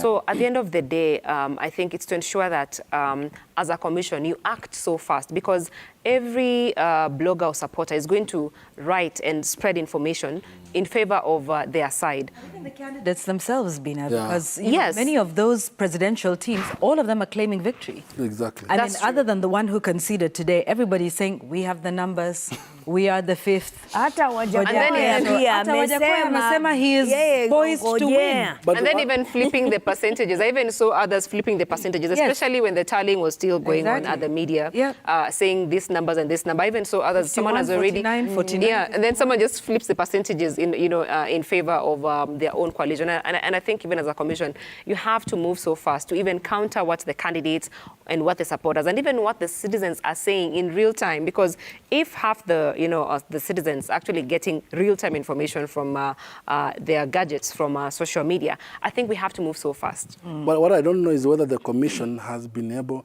social media is bushfire. It can easily burn a country any given time. And we've been there as a country in 2007 election. You remember what happened? Someone sends a message, the other one says, oh, we are being killed, and they start fighting. So I don't know whether, and I've not been very keen with the Iebc, whether, because this speaks to the Iebc itself. I don't know whether they have been able to keep updating and communicating. There's a couple of things, like when there was word going around that their systems may have been compromised. The commissioner came out and said that wasn't the case. When there was also reports that there were some 10,000 votes in, was it Kiambu constituency, that had been awarded to one candidate irregularly. They sort of counted that.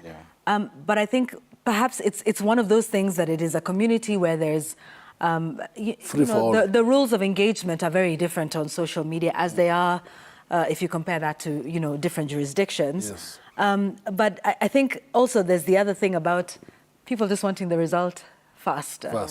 And we've all discussed here, I mean, I think several times on various platforms, on this very stage, that there's speed, but there's also accuracy. And the Iebc has to walk that very tight balance. They have the time to do it within 7 days, but they can do it quickly, and then everyone says, yay, we have somebody, but there are inaccuracies, there's this, there's that.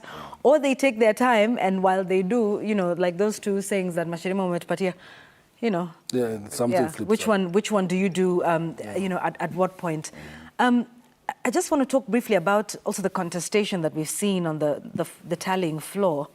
Allegations, because if you think social media was one thing, what we saw happening on the tallying floor last night was another. And even, social media aside, there was oh, who's brought in a laptop that shouldn't? And then Iebc says, no, come on, people are allowed to have laptops because, you know, they want to download the forms and do their own tallies. And then, you know, allegations back and forth. I think at some point, and I remember, I think this was the last thing before I went to sleep, I heard of GSUs with visors now coming in because, you know, things had gotten quite heated. I mean, Kakai, That is expected, Yvonne. Yeah. On every electoral cycle. Yeah. And it's not new. I think it's the nature of us Kenyans. I do remember when Kivuitu, the late Kivuitu, was announcing the results of the 2002. Yeah. I was actually at KICC at the time. Yes, that's right. The ballroom in KICC, that's where it was being announced from. And it happened. And everything went haywire. And within a very short period of time, results were announced. Yeah. And the late Kibaki was sworn in. And over and over and over every election, we have that problem. So I think it is the contestation and the fact that the center is brought towards the National Tallying Center. Yeah. But also it speaks to Iebc. I think at some time, like yesterday, I think they had allowed too many people inside. Right. Instead of limiting the number of people. The more you are inside very many people, it becomes chaotic. Yeah. Because everyone wants to say whatever they want to say. So I think it also speaks to Iebc. They might have allowed people to come. Which they managed today. I think they even managed in the course of yesterday because they started to say the people who are not agents shouldn't be on the tallying floor that we're seeing, and they moved them up to the seats, and then afterwards they made the decision that even those who are in the seats, you know, exit the amphitheater altogether. And today we've seen some very tight security, including observers who are complaining that accessing Bomas itself was pretty difficult. But there's something that's curious about all of this. So we've concluded pretty much most of the races at the other 5 levels, but look at us. We're all still focused on the Bomas of Kenya. Why? Because we're still waiting for, you know, the presidential results to come in. And so in a sense, it still feels like even 10 years after devolution, our eyes are still focused on the presidency, and it is still, you know, the focus. When the idea was that, you know, now you should be thinking about who your MCA is, who your, you know, ward representative is, and so on and so forth. Davis, is this one of the things that takes time to build? Because all eyes, you know, we're calling Bomas the heart of it, kitovu cha nerve center. Nerve center. We've used all of these, all of these terms. And in a sense, it still does feel like, you know, pre-2010. I think human beings, we are very interesting. And I think it's the same fanatism that we nashabikia timu za mpira. Unaona sasa watu wanasema mimi ni wa sijui timu gani, mimi wa timu gani, na hiyo inakuwa ni kama ugonjwa. Sasa ukiuliza mtu sasa pale atakayeshinda atakusaidiaje wewe? So I think there's I don't know if it's patriotism or what, but there's a trophy which everyone wants to lift, that the person I was supporting, our time has come, all those kind of things. So, and I think it's a good thing. We just need to ensure that fanatism or that patriotism, if I may be more politically correct, doesn't affect our day-to-day lives. Is it also because we're yet to see the fruits of devolution, that we're yet to get there where we make these positions at national level less lucrative? And that's not to say that the presidency is not important, it certainly is, but that we still have this thing. And to some extent also, I believe the same has happened with governors. You know, remember the fight in the very beginning about calling them Your Excellency and them having a flag on their vehicles? Like it just felt like we'd evolved the same reverence and worship of that one person, and we just brought it to the counties. Is it also something that will take us time? Are we the ones who are not quick to adapt to this new dispensation? It will take time, but I think of the sessions, we were looking at it and pointing to the apathy that we might suffer as a country. Because when you support a certain formation, and you're so sure you're going to win, then you don't win, unaanza kuchoka. Unaanza kuchoka. Sasa hiyo tujaribu tuone how can we be so transparent so that the trust deficit that we have is taken care of, so that when you lose, you actually lost and you have a chance to do it again. That is so critical. But tuendelee kupenda viongozi wetu. Tukiwa shule zilikuwa zinafungwa, tunakuja kushabikia yule mtu alikuwa anatuletea maziwa. Oh my God. Yeah, by the way, the schools used to close. Unakujwa. Mashirima wakumbuka? Wakati mmoja nikiwa darasa la kwanza tuliletewa maziwa. That must have been the only time. Alafu 9 ya kwanza inapita saa 3. President anakuja saa 7. Exactly, yes. Mko hapo nje ya shule imefungwa.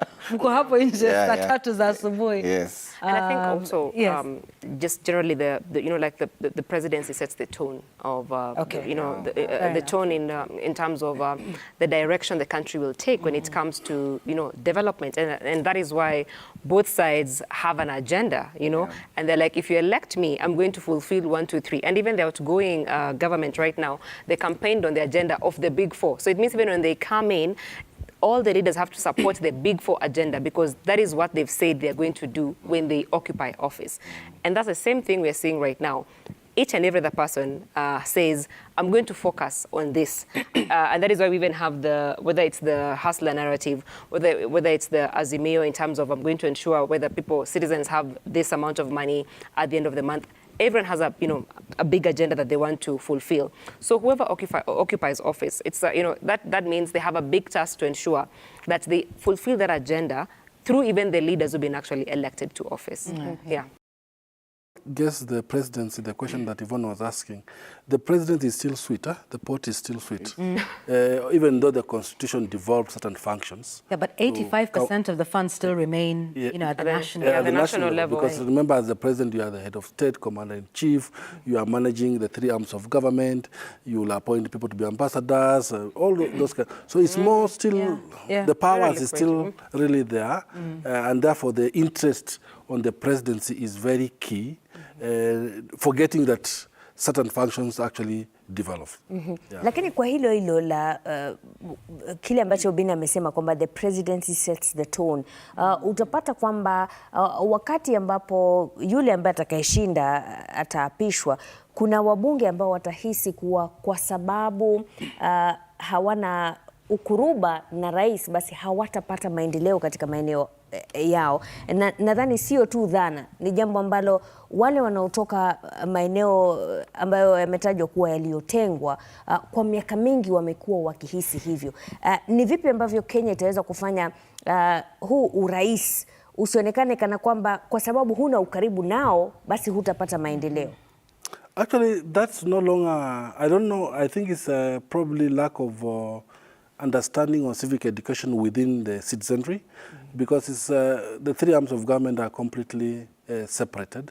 Unlike those days where a member of parliament will feel disenfranchised, with the CDF now, and I think the other day the CDF was said to be unconstitutional, and is no longer operational. I think when the new parliament comes in place, they know how they will have to deal with it. I don't think that's a problem, because the functions of a member of parliament is cut in the constitution. And therefore, if they stick to what they're supposed to be doing, these other issues are for devolution. So I think that that's the issue that we really need to understand, that a member of parliament should not fail to deliver what they're supposed to deliver and come and say, I was not supported by the president. Yes. There's no interlinkage completely. But you still see that even, I think, amongst, the politicians and the leaders themselves, perhaps they don't have that understanding. Yes. How many troops did we see still going to State House? Exactly. And, literally with their begging bowls, tumekuja hapa, tutarudi na barabara. It's only Moi, President Moi, who enjoyed that power. Yes, but we still see that even now with the leaders. And so, when you see the leaders behaving that way, you'd expect the citizens to think, oh, okay, so it looks like things are still the same. Exactly. It doesn't matter that, things have been devolved. Do you think there must be something that is done with respect to devolution in terms of 2 things? 1, do you think we need to devolve more functions? And 2, we need to devolve more funds. And I know the principle is funds follow function. You know, for people have complained about the health ministry, health is devolved, but a big portion of the budget still remains at the national level. Bina, do we need to devolve more resources or more functions or both? I think we need to devolve more resources because I think that has been the bone of contention even with the outgoing government in terms of having adequate resources to deliver on your agenda. So most definitely we need to devolve more resources, but also at the end of the day ensure that we deliver on our mandate and that also the citizens understand the leaders' mandate, even when they're holding them accountable on their roles at the county level, but also what the national what the national government ought to do as well.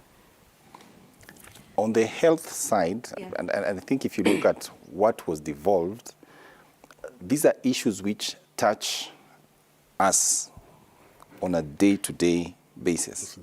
So there's a lot of, you know, scapegoating, corruption is being perpetrated, then delay in disbursements or hatuna uhusiano mzuri na the house at the hill is being blamed. So leaders need to be accountable. The MPs have been given this almost 100 million every year. The few who have done what needs to be done are being re-elected, you know, easily. The governors who have tried to do what they need to do, they even end up attracting other stakeholders. Makueni has been like the headquarters of all the NGOs. Kila mtu anataka kwenda hapo kufanya program huko because Professor had a framework which was working. He was able to attract stakeholders to go and support. The same with Isiolo on the health side. So watu wafanye kazi. Wananchi waamke wajue pesa viongozi wanapewa, wawajibike na wafanye kazi vile inavyotakikana. And, you know, that issue of devolution and the funds is something that is, I think, very important in terms of the promises that have been made by both sides of the main political divide. I think both of them are promising to devolve more funds, up to 35%. Davis, if I can just stick with you, what sort of environment, what are they inheriting? What's the in-tray in terms of promises? One has said 6,000 shillings to vulnerable families, one has said Baba Care, and another has talked about a hustlers fund. These are some big promises that they have made, Davis. What does this mean for the people that you work with in those communities? There's a lot of expectation, and in a sense, I keep saying the Kenyans have won. They have won in this sense that the election had issues, and the issues and the expectations made the leaders to give very specific promises. So whichever way it goes, there's something which must be delivered. Whether it will be delivered or not, it's another thing. So the expectation is that these economic empowerment initiatives will come to play. But what rings in my mind right now is there are other initiatives already within the framework of the previous or the existing legislation, like this AGPO, which reserves 30% procurement by government to the youth, women, and the persons with disability. If you look at the numbers, the absorption rate is very low. I'm not sure if the Youth Enterprise Fund, the Women Enterprise Fund, the National Council of Persons with Disabilities is fully resourced to meet the demand that is there. So we are actually seeing people really proposing new solutions, forgetting that within the existing framework, there are things which should just be implemented. So they're inheriting a lot of high expectations.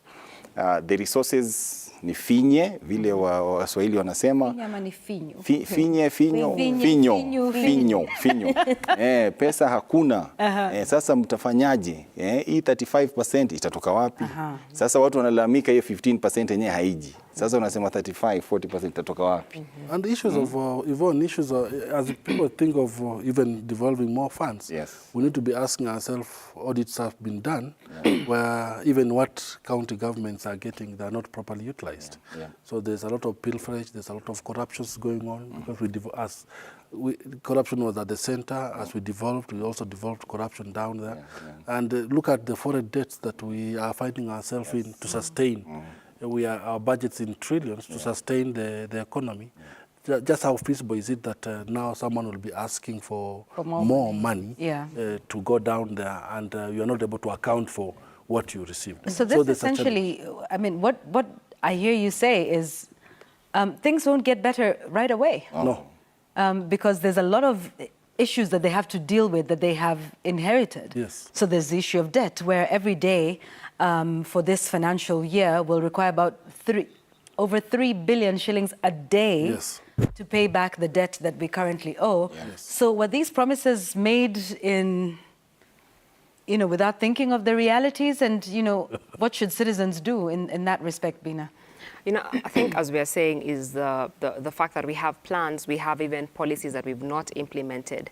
And even as we're making promises to capture the citizens' interest and have them vote for us, there was no clear way in terms of how we're even going to raise that money. I think even in the debates that we saw, both sides of the coalition did not even come up with clear strategies in terms of how they're even going to manage this debt crisis. So if you're not coming up even with clear strategies on how you're going to manage the debt crisis, where are you even getting the extra resources to sustain the plans that you have? I think about 60% of the revenue we collect goes into servicing this debt.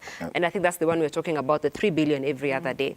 Then you're promising that you're going to give maybe resources monthly, or even the fund that you're going to create, yet you're not also showing us, our citizens, what are these strategies? Where are you getting extra resources? What are you going to invest in that has a good return on investment to ensure that you're able to fund the plans that you have? So even with this incoming government, it's going to be a tall order to fulfill half the promises they made on the campaign trail. And my free advice to the incoming governors and all these leaders is, if you just focus on efficiency,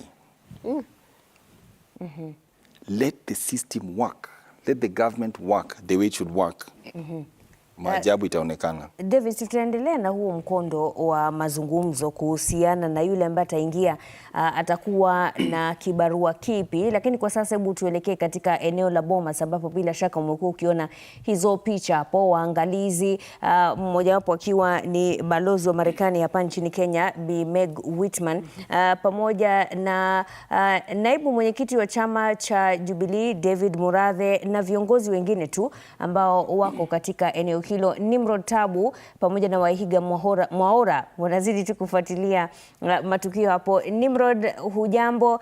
Ni nini haswa ambacho kinaendelea hivi sasa? Je, tunatarajia kwamba Iebc itatangaza matokeo kutoka maeneo bunge 77 yaliyosalia? Naam, asante sana Mashirima Kapombe pamoja na Ivono Kware ambao mko hapo studio.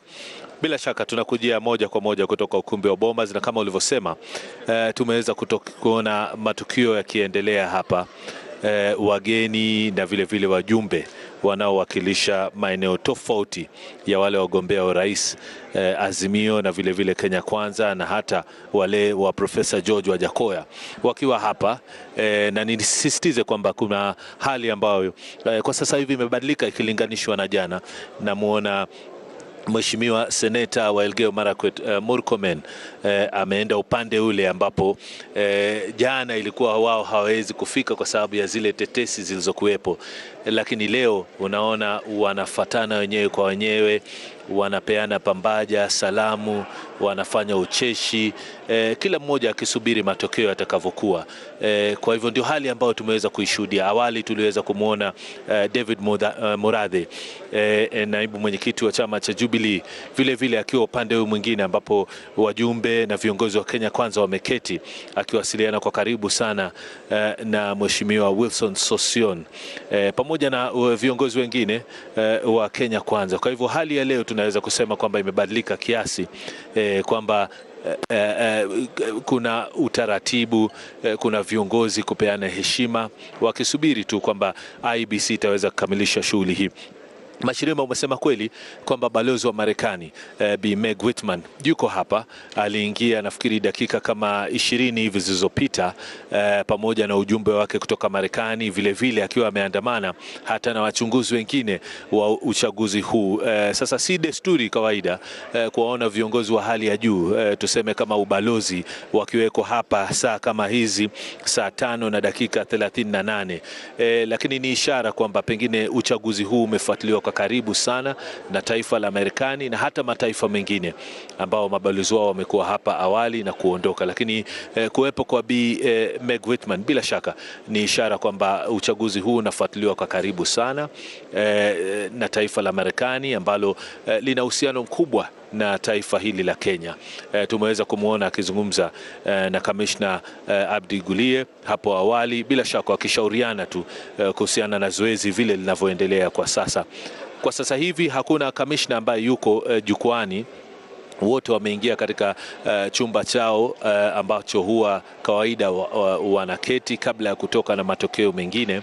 Na kwa sasa naweza kusema katika ukumbi huu shughuli inaendelea tu ya kuthibitisha stakabadhi ama zile fomu 34A na zile za 34A 34B ili kuweza kujazwa katika 34C na kuweza kutangazwa na mwenyekiti Wafula Chebukati pamoja na makamishna wenzake ambao wamekuwa kufanya kazi hiyo kwa niaba yake. Tumeweza kuzungumza na baadhi ya maejenti kutoka pande zote mbili, wametoa hakikisho kwamba hakuna tena maafisa wa uchaguzi ambao wamesalia kuwasilisha stakabadhi zao, ishara kwamba wote wameweza kuwasilisha stakabadhi hapa na kinachosalia tu ni kukamilisha kuthibitisha kura katika maeneo bunge yote. Niarifu kuwa kufikia mwendo wa saa 1 dakika 49 na saa 2 na dakika 20 tume ya Iebc iliweza kutangaza matokeo yaliyothibitishwa kutoka maeneo bunge 31 na kufikisha mpaka kufikia sasa idadi ya maeneo bunge 213 ambayo matokeo yake yamethibitishwa, na vile vile Iebc kuweza kutangaza matokeo hayo, na matokeo hayo yanahusiana na uchaguzi wa kiti cha urais peke yake ambacho kinang'ang'aniwa kwa sasa hivi na naibu rais William Ruto na vile vile kiongozi wa Azimio la Umoja One Kenya Raila Odinga pamoja na kiongozi wa chama cha Roots Party ambaye ni Profesa George Wajakoya. Maejenti wake tumeweza kuwaona hapa. Kwa hivyo yanayotangazwa hapa ni matokeo ya kiti cha urais peke yake, na ikiwa paka kufikia sasa ni matokeo 213 ya maeneo bunge hayo, basi ukiondoa kutoka kwa 291 maeneo bunge yote ikiwa ni pamoja na sehemu ya ugaibuni ambayo ni diaspora constituency, basi tumesalia na kama maeneo bunge 78 hivi kuweza matokeo yao kuweza kutangazwa rasmi. Siwezi kutoa kwa uhakika ikiwa kuthibitishwa kwa maeneo bunge hayo kura zao zimekamilika, lakini tunasubiri ikiwa makamishna wataanza kutoa matokeo, basi itakuwa ni ishara kwamba tunaelekea katika kipindi cha lala salama cha kuweza kujua mshindi wa uchaguzi wa kiti cha urais mwaka huu wa 2022, uchaguzi ambao ulifanyika Agosti. Naweza kuona baadhi ya viongozi wa kidini wakiwa wameandamana pamoja na wachunguzi wakiwa wanazunguka na kutembea, wameweza kupiga mlundi hapa ama kutembea katika ukumbi mzima tu wakiweza kufuatilia kwa karibu hali ilivyo. Hivi sasa naona wanajongea katika upande ambapo viongozi wa Kenya Kwanza wameketi. Nafikiri ni katika ile hali ya kujuliana hali, kutoa salamu, pengine kujua uchaguzi upande huu umekwenda vipi, wanahisi je uchaguzi umekuwa imara na kadhalika, na je wanaridhika na shughuli ambayo inaendelea kwa hivi sasa. Namuona Josephat Nanok ambaye alikuwa gavana wa kaunti ya Turkana, ambaye kwa sasa hivi ndiye anaongoza ujumbe wa uchaguzi wa urais wa naibu rais William Ruto, akiwa anazungumza na hawa wachunguzi wa uchaguzi huu ambao ulikamilika siku ya Jumanne, na hivi sasa tu ni masuala ya kura kuweza kuthibitishwa baada ya kuanza kuhesabiwa Jumatano hadi kufikia siku ya Alhamisi. Kwa hivyo bado tukiliko hapa katika ukumbi wa Bomas, walioko wengi, wengine waliojaa mbali na wanasiasa na maejenti ni pamoja pamoja na wanahabari, na hivi sasa namuona gavana aliyechaguliwa Siaya James Orengo vile vile akizungumza na seneta wa Elgeyo Marakwet Onesmus Murkomen pamoja na Amos Wako vile vile wakiweza kuzungumza hapa. Ndio hali ilivyo kwa sasa. Tumeweza kuona hali tofauti na ilivyokuwa jana, ambapo kulikuwa na cheche za maneno, kulikuwa na hisia za hasira na ghadhabu, lakini mpaka sasa hivi tumeweza kuona shughuli inaendelea vizuri. Vile vile wanajumuika pamoja na Jackson Mandago ambaye alikuwa gavana wa kaunti ya Uasin Gishu, lakini hivi sasa amechaguliwa kama seneta wa kaunti ya Uasin Gishu. Kwa hivyo wote wanajuliana hali. Siwezi kujua wanasemezana nini, hawako karibu sana na nilipo mimi, lakini naweza kuwaona. Lakini bila shaka ni hali ya ucheshi, ni hali ya kupongezana kwa jinsi walivyokimbizana na kukwaruzana katika masuala ya kampeni na hatimaye uchaguzi. Na nafikiri hii ni ishara ya kwamba baada ya hapa lazima tufahamu kwamba Kenya lazima isonge mbele. Liwe liwalo, atakayetangazwa mshindi, atakayeibuka mshindi, ikumbuka kwamba sote kama Wakenya ni washindi, kwa sababu ishara hii ya viongozi hawa kuzungumza, japo wao ni washindi katika maeneo tofauti, wanafahamu kwamba sio kila mtu waliojaribu kumtetea katika kiti cha urais ataibuka mshindi, manake ni mmoja tu ndiye anaweza kuwa mshindi kwa wakati mmoja katika uchaguzi wa taifa. Kwa hivyo Senator James Orengo, Mheshimiwa Amos Wako, Jackson Mandago, seneta mteule wa kaunti ya Uasin Gishu, na vile vile Kipchumba Murkomen, seneta mteule ambaye ameweza kuhifadhi kiti chake cha useneti katika kaunti ya Elgeyo Marakwet, wakiweza kujadiliana kwa mapana na marefu. Kwa hivyo ndio hali ilivyo kwa sasa, wengi tu wakiwa katika hali ya ucheshi, kuna wengine pia katika hali ya uchovu, lakini yamkini maandalizi hapa yamekuwa shwari, manake kuna sehemu ambapo watu wanaweza kupata maji ya sharbeti, watu wanaweza kupata maji, kahawa, ili kuendelea kusalia macho, kwa sababu shughuli hii lazima iweze kukamilika kwa watu kuitazama na kwa watu kuithibitisha. Kwa hivyo ndio hali ilivyo kwa sasa. Zaidi tunaenda kuangalia wapiga picha pia. Kama unavyoona ndio sehemu ambayo tunaweza kupata picha za moja kwa moja wanapozungumza makamina. Hii ndio sehemu ambapo wanahabari wenzangu wapiga picha pia wameweza kujumuika kuweza kutoa taarifa za moja kwa moja. Wengi ambao tumefahamiana, tumefanya kazi nao pamoja, tunakutana mara nyingi katika shughuli kama hizi. Kwa hivyo pia sisi tunajumuika sawia na vile wanasiasa wanavyofanya, japo tuko katika kampuni Yvonne Okwara na Mashirima Kapombe, japo tuko katika kampuni zenye ushindani, mara nyingine utatuona hapa tumekusanyika tukipiga story sawia na wanavyofanya wanasiasa kutoka mirengo tofauti ambayo ni yenye upinzani. Kwa hivyo tunaendelea kusubiri yote yatakayokuwa yakiendelea hapa.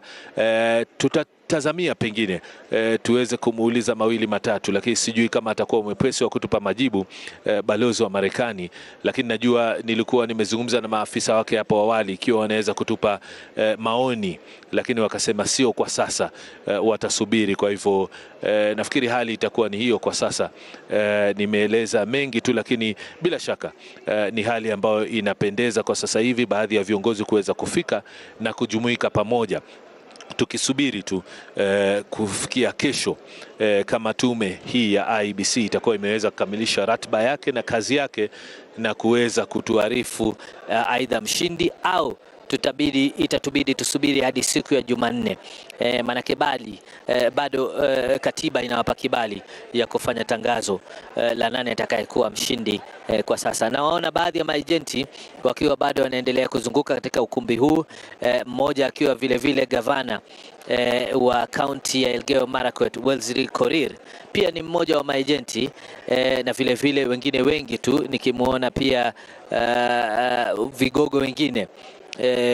Beatrice Elachi kwa mfano pia ni agenti kutoka upande huu mwingine, akiwa yuko katikati ya ukumbi huu akisemezana na wenzake kuhusiana na jinsi zoezi hili linavyoendelea. Kwa hivyo maagenti ni wengi ambao tunawafahamu, wengi ni wanasiasa, wengine si wanasiasa, wengine ni waakili, wengine pia ni wataalam katika masuala ya mawasiliano na teknolojia ama ukipenda IT.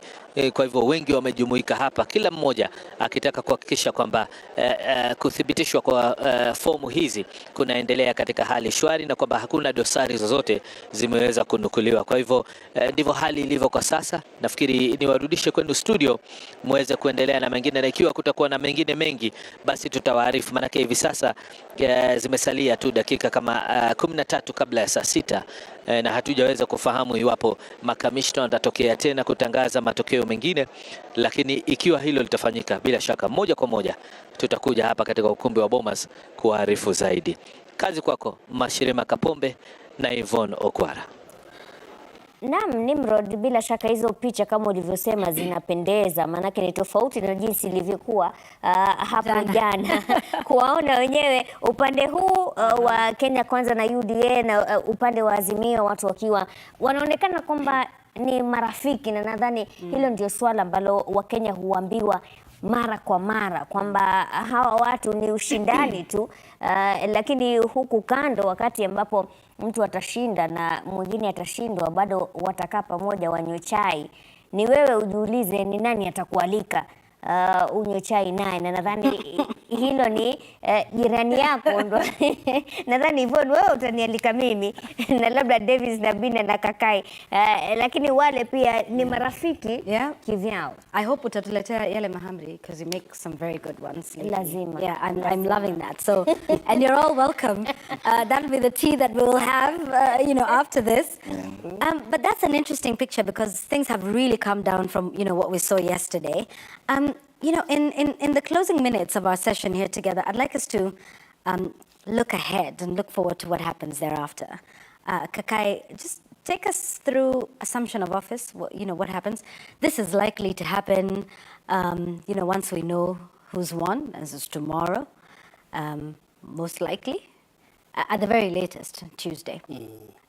So there are some important constitutional steps that now happen thereafter. In fact, I think just this week we saw a press conference from government officials headed by Joseph Kinyua, just talking about the fact that they're getting ready, because these are things that happen, you know, are part of the constitutional process, you know, even as they await this result from the Bomas of Kenya.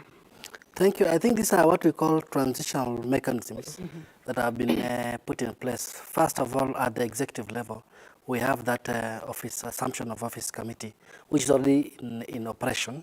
This committee normally brings together people from different arms of government and government departments. So you will see Treasury is represented there, Judiciary is represented there, Parliament is represented there, and Foreign Affairs, Interior, all these kind of things, because it's a security thing that has to deal with it. Now, they are ready, and they came out strongly, I think, on Thursday, saying that we are willing to hand over the reins of power to whoever comes to office, because these are civil servants. You know, civil service never change. It remains as is. So I think that once now the president-elect is proposed tomorrow, announced officially by the Iebc, he doesn't become the president. He becomes the president-elect. And therefore, he will now start transitional mechanisms. President Uhuru will now start taking him through what it is that is taking over the country, and he will get briefings from the committee, and the committee at that time has the power and privilege to call even the exiting cabinet secretaries. Should the position have changed. So they will be now handing over in terms of this is the status, security status of the country, this is how it is. So those time frames are there, and also the judiciary is also involved, because at that point they will be telling the incoming president when they are supposed to be sworn in and all this. So these mechanisms are ongoing, and the whole idea is to ensure that transition is smooth enough that the incoming president-elect knows what is actually happening. He has no role at the moment other than to soak in and understand that these are the responsibility that I'm taking over. Yeah, because it's one thing, you know, to be on the outside, but it's another thing to now be on the inside. And you're told, you know, kabati ndio hii, vikombe viko hapa chini. Exactly. This is where the spoons are. Curtains ndio hizi hapa. You know, and at the same time, the president-elect is putting up his team. Yes. So those things are happening at the same time? At the same time. Yeah. He's putting up his team who is going to be the Minister for Trade. I think the Minister of Information will be Yvonne Okwara, the Minister of this, that kind of a thing. So it's basically learning, but also forming his government internally. Yeah, and it's a very quick process, isn't it? I mean, you get in and you hit the ground running. Yes. I mean, there really is no probation. I mean, this is it. So you're in there, and now you start to, so there's a fuel subsidy that's probably ending by the end of the year. You have to deal with it. You have to deal with that. And already, this proverbial 100 days, we've of course borrowed this from other jurisdictions. But why these people put this pressure on themselves, I will never understand. But, they do anyway, Bina. So once that announcement is made tomorrow or the day after, you'll start counting the 100 days? I'll start counting the 100 days and also already start telling my people on ground. Yeah. When you're on site, sasa, kazi yetu imeanza, holding the leaders accountable. But I think before actually they settle down and the leaders even understand what they are taking in. And then, we've been talking about even the mess that they're inheriting, and the challenges and what lies ahead of them. It's my hope that even as we look at even rewarding loyalty, because sometimes that is what happened, that we are going to ensure that you are appointing leaders who are up to the task, who merit those positions, because the challenges ahead of us need leaders who are competent, disciplined, and ready to get to work. Davis, kwako wewe unatarajia nini mara tu rais ambaye amechaguliwa atatangaza? I think natarajia mambo ya joto la kisiasa lipungue. La pili, yeye sasa ametoka kutoka mwaniaji, amekuwa rais mteule. Kwa hivyo ana jukumu la kuenda upande ule mwingine, msalimie mwenzake na taifa lije pamoja. Nafikiri hiki ni kitu cha muhimu sana, na wale ambao wameshindwa waambiwe sasa mtulie, sote tuko pamoja kama nchi na tuende pamoja mbele. Na la pili ni vile nilikuwa nimesema, let's not seek to reinvent so much, tumepata kabati, sasa hii kabati nataka ikuwe upside down. Hivi vikombe ndio utakuwa vijiko na vijiko itakuwa vikombe. Utajipatia stress ya bure. Vile tumeambiwa na wakili, civil servants wako pale to create stability. So go in with your style. Of course you had your manifesto, but seek to work with people and towards the objectives which you promised. 100 days, 99 days, sasa mimi sijui itakuwa vipi. And even honestly, if there's one pressing need that I would even say just deal with it. Yeah. The cost of living. If you actually deal with the cost of living in the first 100 days, I think the citizens will feel it, because that is one of the most challenging issues we're dealing with across the board at the community level. Do you think it's possible to do that within 100 days? No, I think because there's certain things you have to maybe take through taxation, reduce taxation here and there and figure that out.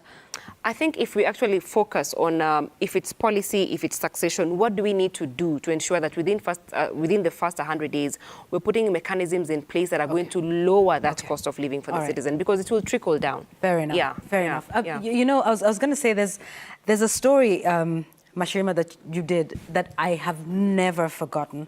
And I remember how you fought for that story. I don't know if you recall. So Mashirima went around the country and looked for projects that one MP starts. When his term ends, that project is abandoned.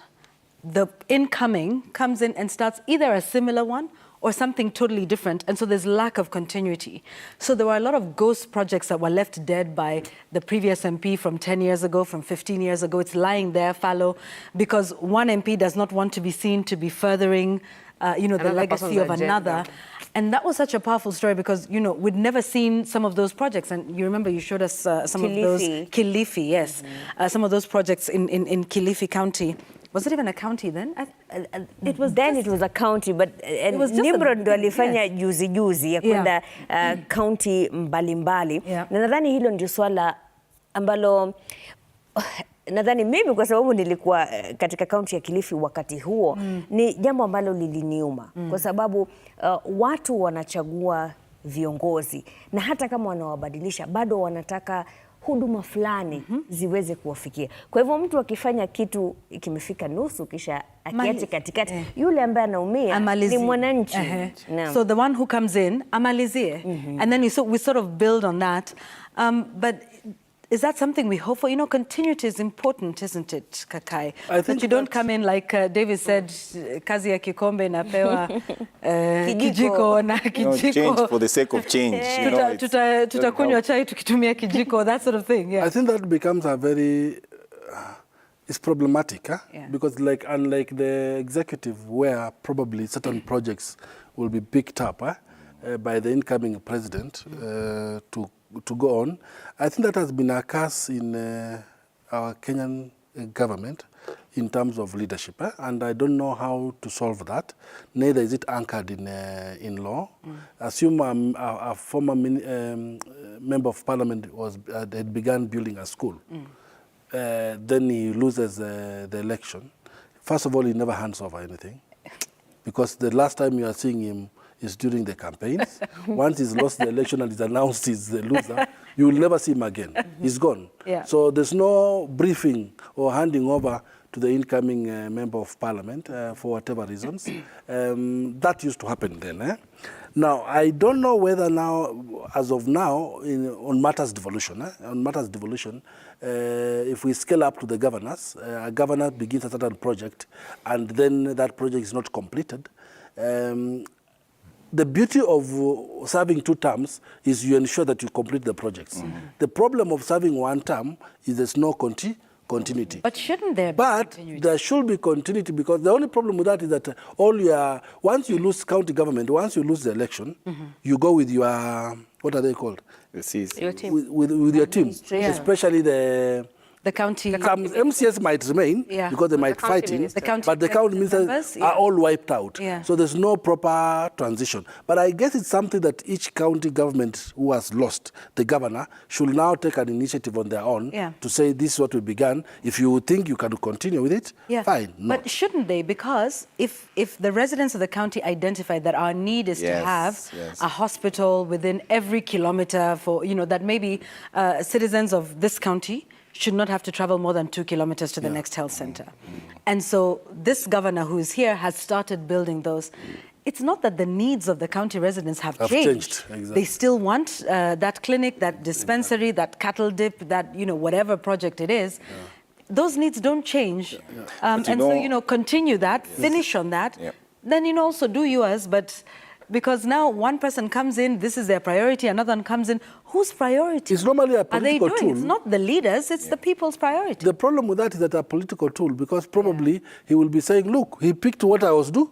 He was not able to do that. And the other thing is new projects are subject to procurement. And as you do those things, you know, things happen. Yes, and lakini pia at the same time kuna swala la ubaguzi wa sehemu mbalimbali. Maanake ukiangalia hata kama county ashakumsima tu kabila moja, utapata kuna labda mbari ama clans ambazo ni tofauti, kwamba yule ambaye amesimamia kama ni gavana anaanza na miradi ambayo inafaidi mbari yake, lakini wakati ambapo anaondoka mwingine akiingia nasema hawa wamefaidi muda mrefu, wacha tushughulike na hawa wengine. Hili swala la ukabila na mbari tutawezaje kuliepuka, Bina? I think one thing I'm actually glad is especially the youthful generation is trying to overcome the tribalism that we see in the leadership space. And I think for me is to challenge even the county leaders, and now that we're talking about county government, because when you're campaigning, you're not actually campaigning on the basis of, you know, like this tribe, because you need all the tribes to support you to win that particular seat. So you owe everyone in that particular county services, and especially if you made promises, and for the governors who are seeking second term, you owe them the services and if you did public participation and they identified areas of need, then you owe them that. And for the new leaders who are coming in, I think let's move away from this thing of just wanting to be associated with a project to delivering for the people. Because I feel like that is why we have some of those told projects, because you come in, you want to be associated specifically with a particular project, So let's move from that, because if we are saying development is actually bigger than one individual, you're coming in to serve the people. Why do you want to abandon this particular project that was started by the previous government that is benefiting the citizen to start something new that is even costing more? Well, you could finish this and move to another thing because the citizen said this was a need. The executive team that was in the previous government identified priority areas. And if we are not done with the priority areas, I think get in and continue those priority areas because they benefit all of us, right? Yeah. Nadhani Yvonne, kuna hili swala la mpito ambalo kuna mtazamaji mmoja John Kinuthi amesema kwamba ni swala muhimu sana. Labda unaweza fuatilia swali hilo manaki kutafsiri kwa Kiswahili. I presume mpito is transition. Good, yeah. So good lessons. So this viewer says we have a major weakness and gap in transition of governors, senators, MPs. There's need to perform transition just like the presidential or deputy presidential functions. Or perhaps we should consider adopting an election cycle where, in the US, where only a third of senators or MPs are elected at a time, and then there are midterm elections, to ensure that there's always continuity. Kakai? I think the only thing you can't ensure continuity because we've put our electoral cycle to 5 years. Meaning after every 5 years you change. And we change all of them. Yeah. So those who will continue for the second term is just luck. So certain counties or whatever will have transitional mechanisms. Should we consider staggered elections? I'll come to that. But the only thing that we need to do is we need probably to anchor the issues of transition in a legal framework. So that it's anchored in a legal framework that once you're exiting as a governor, you must. Exactly. And then anchor the same that development projects that were begun by that governor must actually be completed somehow in the new term so that you minimize wastage and pilferage. But then because we are legislating everything. Yeah, what be a matter of good manners, like, common sense. It's supposed to be common sense, but the problem is that common sense is not bought in a supermarket. So you need to really have policies in place. Yeah. Even if you're not legislating, at least some policy or regulation. Yeah, and but I think, Yvonne, this is also where public participation becomes very important because then the incoming leaders, when they're holding public participation, they're telling you their plans, their budgets, and their priority area. And I think we have an opportunity to challenge them in terms of if there's a project that has stalled, why aren't you investing in this project? Why aren't you plugging in resources in this particular project? So I think it becomes very important for us to also engage and ensure that leaders don't just have their own agenda, but they have our agenda at heart. Okay. Yeah, that I guess would do it. I'd like us to bring this coverage, at least for now, to a close. I'd like some closing comments. Davis, shall we start with you? Your final thoughts as we are now in a new day. It is now the 15th day of August 2022. Hopefully it is the day we will know. Yeah? Absolutely. Yes. My final shot is that Kenyans, we've done what we need to do. The election is a process. We voted. It has moved to institutions who have a constitutional requirement to do certain things. So let's go back to our businesses. Let's go back to our work. Let's follow, through the media and those kind of things. I mean, whoever has won has won. Whoever has lost has lost. I mean, they are getting jobs. So let's just be calm, be peaceful the way we've been. We've done our bit. I saw someone saying, you voted. Sasa kama hawezi chunga hiyo kura ulimpatia, hiyo ni shida yake. So let's go back to our things and resume our life. And we pray that God continues to bless our country. Thank you. Yeah. I think for me, I'll say there's a lot ahead of us. We have a country to build. beyond the elections being announced, hopefully tomorrow. And once the elections have been announced, let this not change the way we see our neighbors. Let the different coalitions not affect us. We need each other beyond the election results. And let's do it peacefully. I mean, I'll just keep on preaching peace and peace and peace, because the development of this country thrives on a peaceful nation. Yep. Yeah. For me, I think we've had a rough and very interesting campaign for the last 2 years. Actually, we began campaigning after the last election. So we've been very busy campaigning, and we've been very busy seeing what's going on. We've come to the end of the campaign. The elections are done now, dusted. We just want to see what happens out of it. So my focus will be my plea to the Iebc, because at the end of the day, is the referee that we've been waiting for.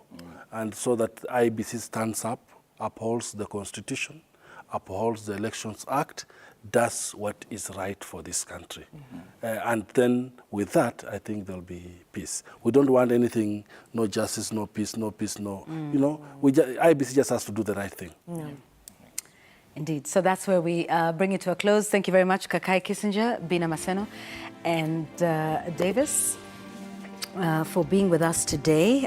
We really appreciate your time and your insights. It's great to have you with us and to keep you past your bedtime. Ashima? Naam, asante sana kwa wageni wetu na pia wale ambao wamezidi tu kutuma jumbe wakiwa wana maswali. Nadhani tumejaribu jinsi tunavyoweza kuwasilisha maswali hayo, na sote tuna matumaini kwamba kesho ndio siku kuu. Hata si kesho, ni leo. Leo ndio itakuwa siku kuu ambapo tutajua rais aliyechaguliwa kwa taifa la Kenya, rais wa 5, atakuwa ni nani. Mtazamaji, kufikia hapo hatuna la ziada. Tunatamatisha matangazo haya kutoka hapa na kutoka Bomas, ambapo Nimrod Tabu na Wahiga Mwaura wako. Asubuhi tutarejea, utakuwa na awamu nyingine ya wananchi wengine. Usiku mwema.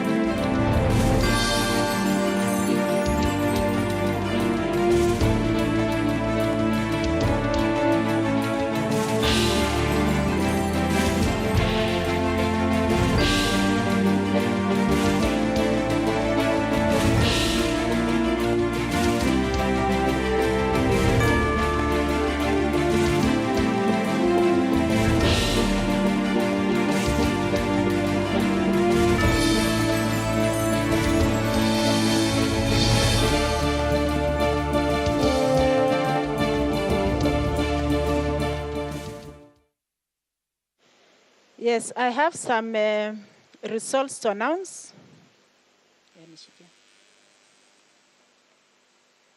I have some results to announce. County Muranga, Constituency Kiharu. Registered voters 119,465. Total valid votes 80,719. Rejected ballots 433. Odinga Raila 13,114. Ruto William Samoei 939,000. Waika David Mwaure 283. Wachakayo George Luchiri 383.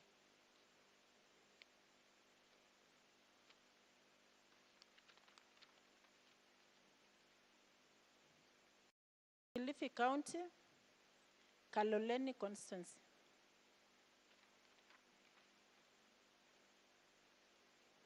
Registered voters 73,034. Total valid votes cast 37,392. Rejected ballots 334. Odinga Raila 25,059. Ruto William Samoei 11,800. Waika David Mwaure 175. Wachakoya George Luchira 358.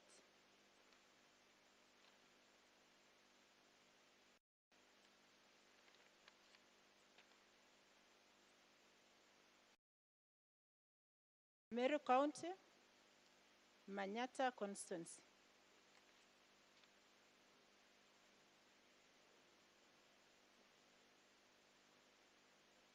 Registered voters 106,970. Total valid votes 69,061. Rejected votes 559. Odinga Raila 8,601.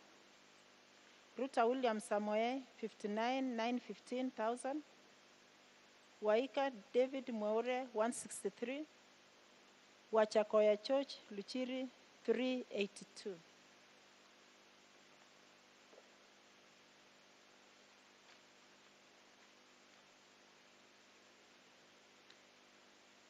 Busia County, Putula constituency.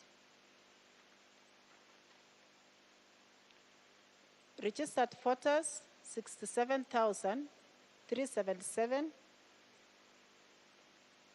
Valid votes 44,176. Rejected votes 253. Odinga Raila 40,161. William Samoei Ruto 3,663. Waika David Mwaure 65. Wachakoyo George Luchiri 287.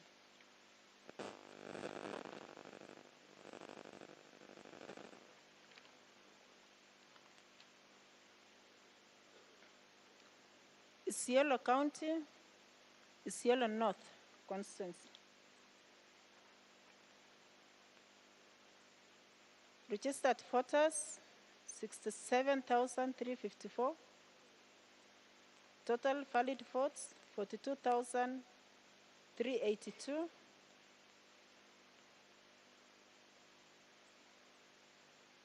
Rejected ballot votes 344. Odinga Raila 19,753. Ruto William Samoei 22,847. Waika David Mwaure 40. Wachakoya George Luchiri 142.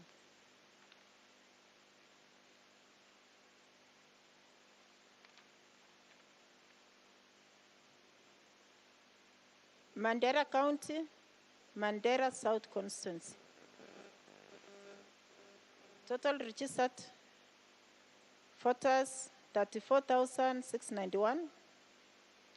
Total valid votes 24,459. Rejected ballots 110. Odinga Raila 17,034. Ruto William Samoe 7,263. Waika David Mwaure 036. Wachakoya Church Luchiri 126.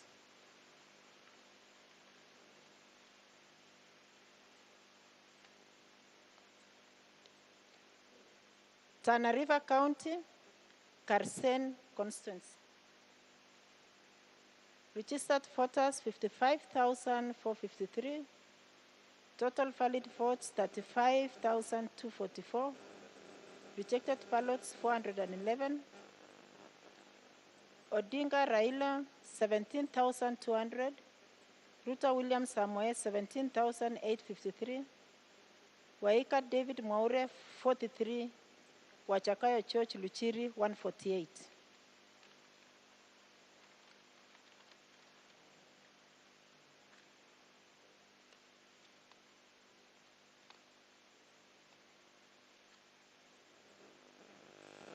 Narok County, Kilgoris Constituency.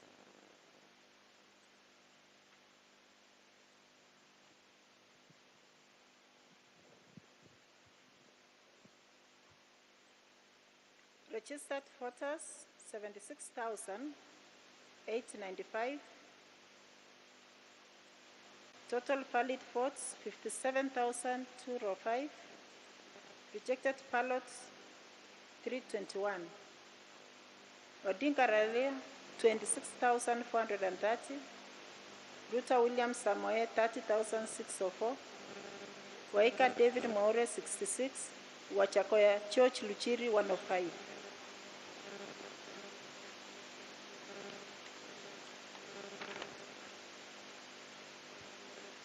Migori County, Kuria West Constituency.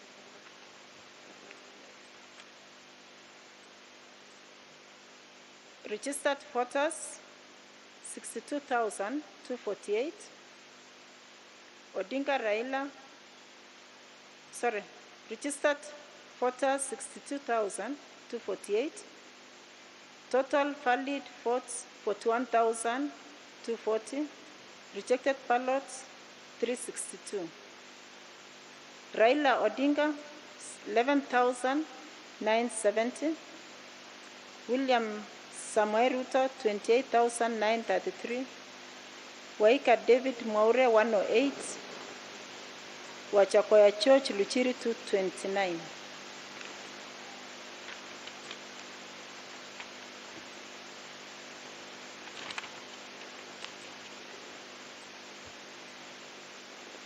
Taita Taveta County, Wundanyi Constituency.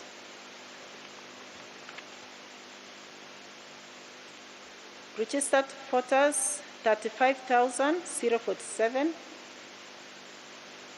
Total valid votes 21,469. Rejected ballots 209. Odinga Raila 16,847. Ruto William Samoe 4,303. Waika David Mwaure 75. Wachakoya Church Luchiri 238.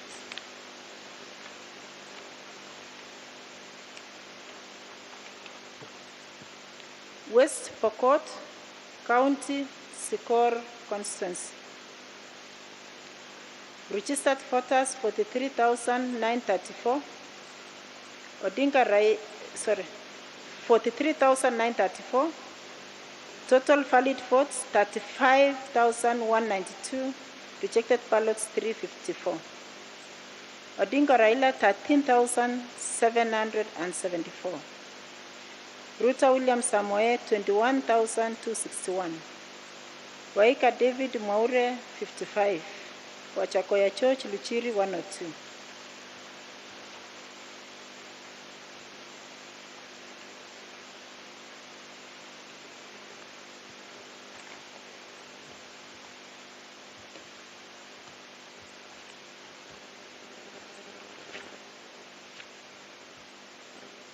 Garissa County, Dadaab constituency.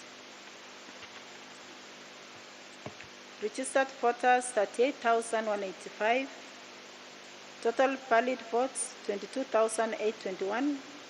Rejected ballots 74. Odinga Raila 22,247. Ruta William Samoe 508. Waika David Mwaure 12. Wachakoya Church Luchiri 54.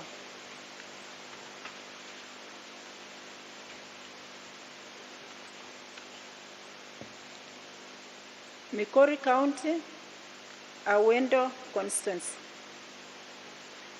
Registered voters 55,972. Total valid votes 42,763. Rejected votes 127. Odinga Raila 42,223. Ruta William Samoe 474. Waika David Mwaure 12. Wachakoya Church Luchiri 54.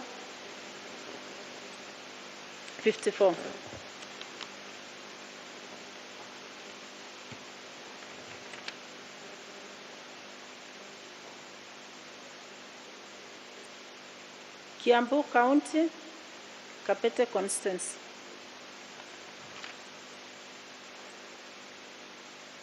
Total registered voters 91,775. Total valid votes 60,583. Rejected ballots 324. Odinga Raila 15,662. Ruta William Samoe 44,129. Waika David Mwaure 367. George Wachakoya Luchiri 425.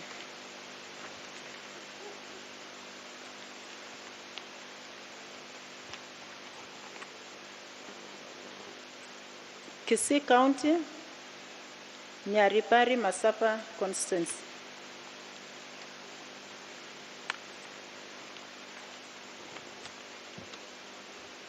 Registered voters 68,593. Total valid votes 42,936. Rejected ballots 543. Odinga Raila 26,249. Ruta William Samoe 16,375. Waika David Mwaure 114. Wachakoya Church Luchiri 198.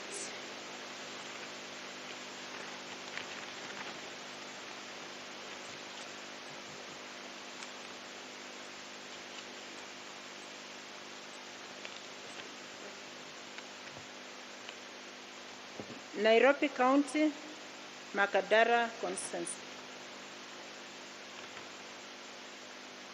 Registered voters 129,627. Total valid votes 74,106. Rejected ballots 452. Odinga Raila 43,353. Ruta William Samoe 30,138. Waika David Mwaure 283. Wachakoya Church Luchiri 332.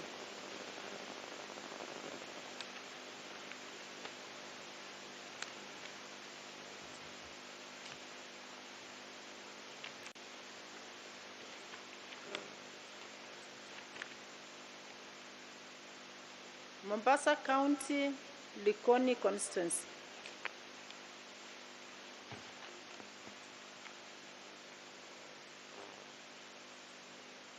Sorry, I'll skip this one. I think they've not noted all the figures. I'll come back.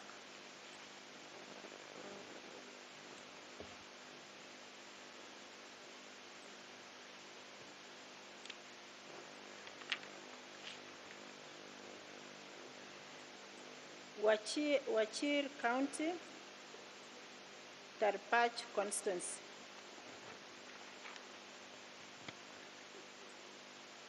Registered voters 25,267. Total valid votes 18,794. Rejected ballots 102. Odinga Raila 8,912. Ruto William Samoe 9,735. Waika David Mwaure 51. Wachakoya Church Luchiri 96.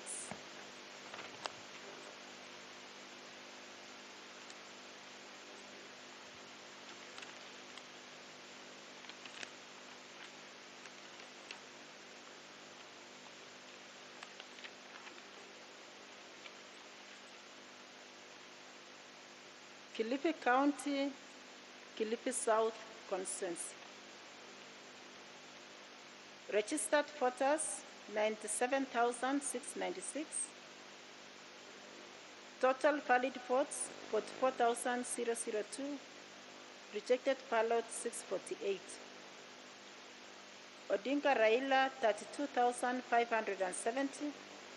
Ruto William Samoe 10,982. Waika David Mwaure 111. Wachakoya Church Luchiri 339.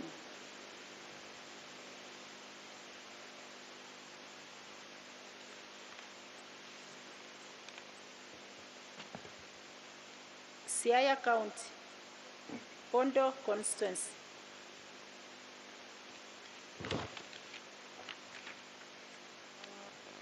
Registered voters 104,035.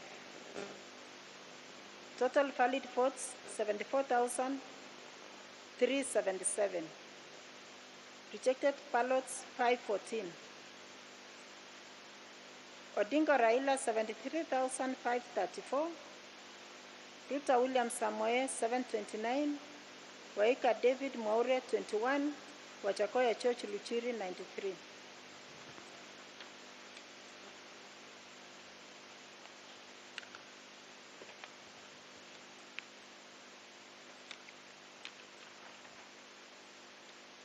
Taita Taveta County, Taita Taveta constituency. Registered voters 41,062. Total valid votes 27,903. Rejected ballots 156. Odinga Raila 21,034. Ruto William Samoe 6,689. Waika David Mwaure 42. Wachakoya Church Luchiri 138. Thank you very much. We'll still come back.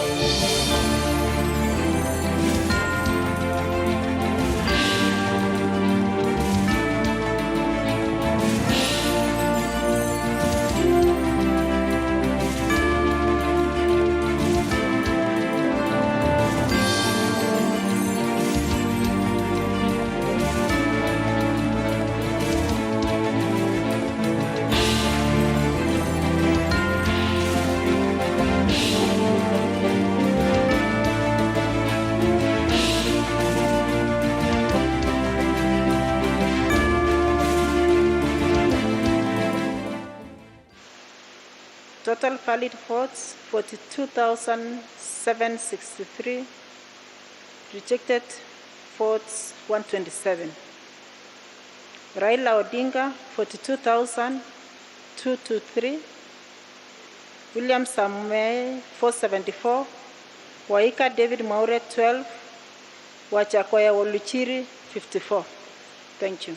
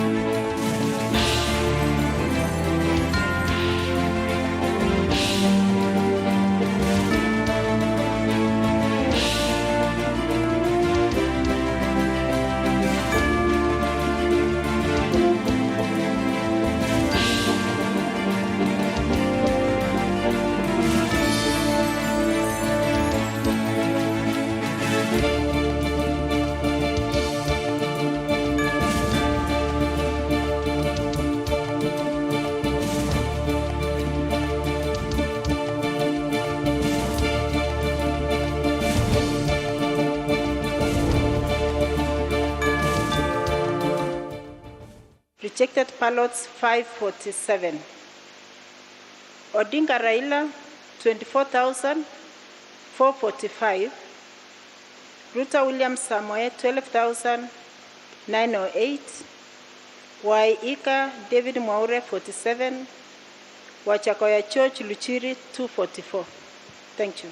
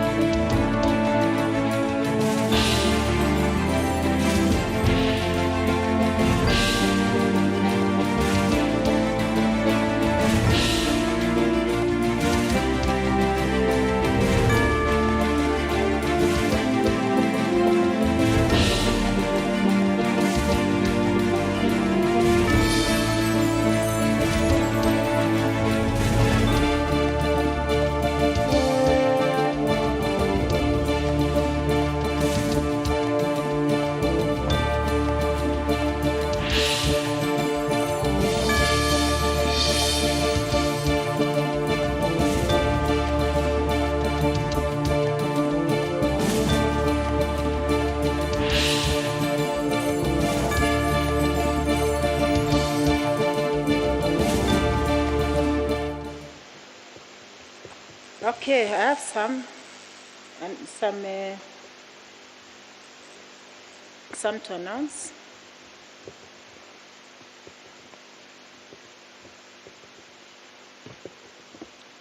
Mombasa County, Mpita constituency.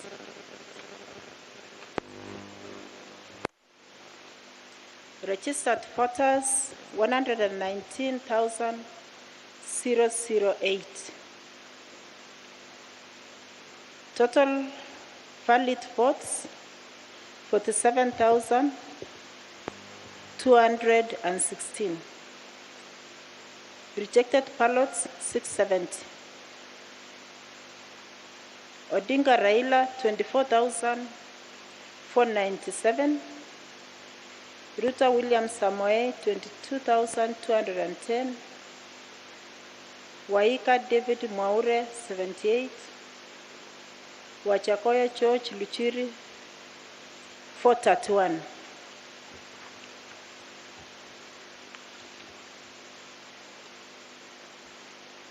Kilifi County, Rabai constituency. Registered voters 59,165. Total valid votes 28,741. Rejected ballots 294. Odinga Raila 18,631. Ruto William Samoei 9,705. Waika David Mwaure 115. Wachakoya George Luchiri 290.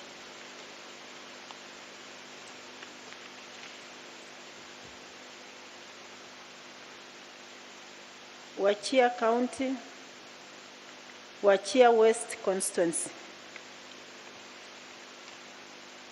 Registered voters 31,334.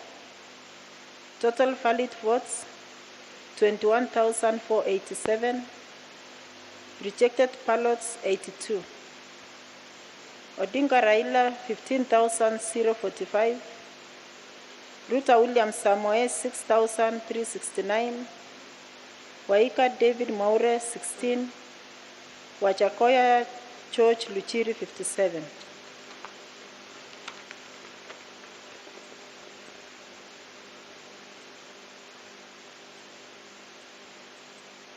Homa Bay County, Rangwe constituency.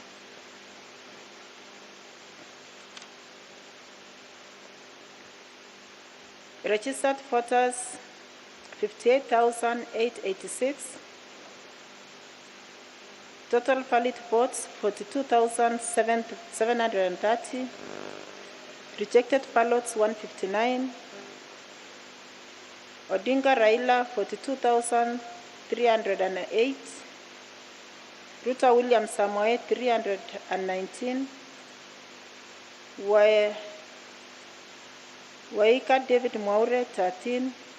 Wachakoya George Luchiri 90.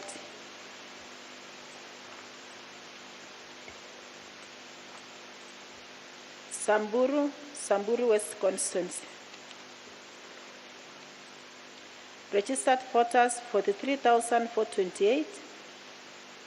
Total valid votes 31,332. Rejected ballot 173. Odinga Raila 18,992. Ruto William Samoei 12,206. Waika David Mwaure 28. Wachakoya George Luchiri 106.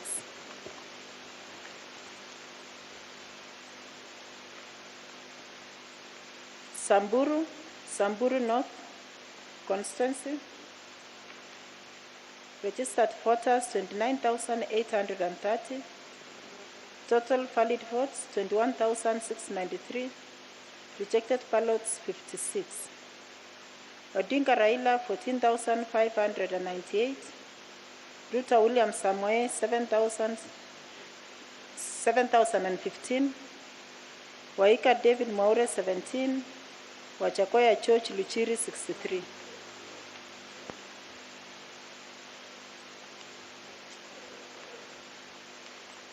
Migori County, Kuria East constituency.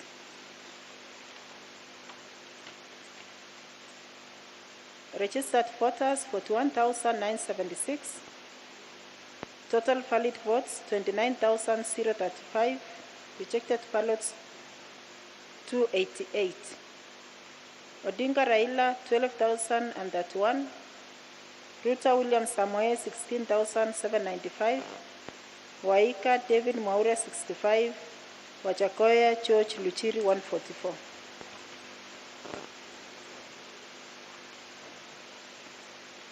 Kisii County, Kitutu Churches South constituency. Registered voters 66,908. Total valid votes 40,870. Rejected ballots 398. Odinga Raila 30,857. Ruta William Samoei 9,187. Waika David Mwaure 57. Wachakoya George Luchiri 169.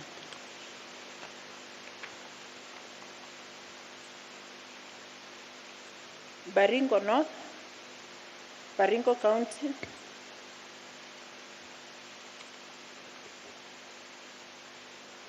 Registered voters 50,287. Total valid votes 38,630. Rejected ballots 159. Odinga Raila 923. Ruta William Samoei 37,635. Waika David Mwaure 16. Wachakoya George Luchiri 56.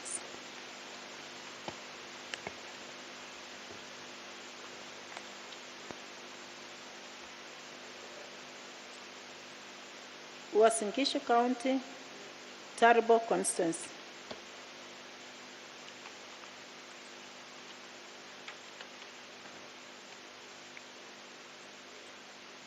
Registered voters 120,202. Total valid votes 77,278. Rejected ballots 486. Odinga Raila 25,927. Ruta William Samoei 51,068. Waika David Mwaure 117. Wajakoya George Luchiri 166.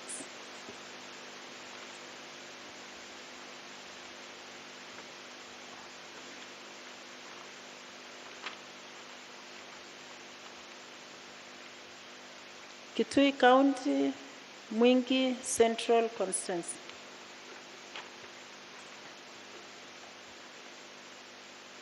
Registered voters 74,283. Total valid votes 44,490. Rejected ballots 817. Odinga Raila 33,082. Ruta William Samoei 10,749. Waika David Mwaure 228. Wachakoya George Luchiri 439. Thank you.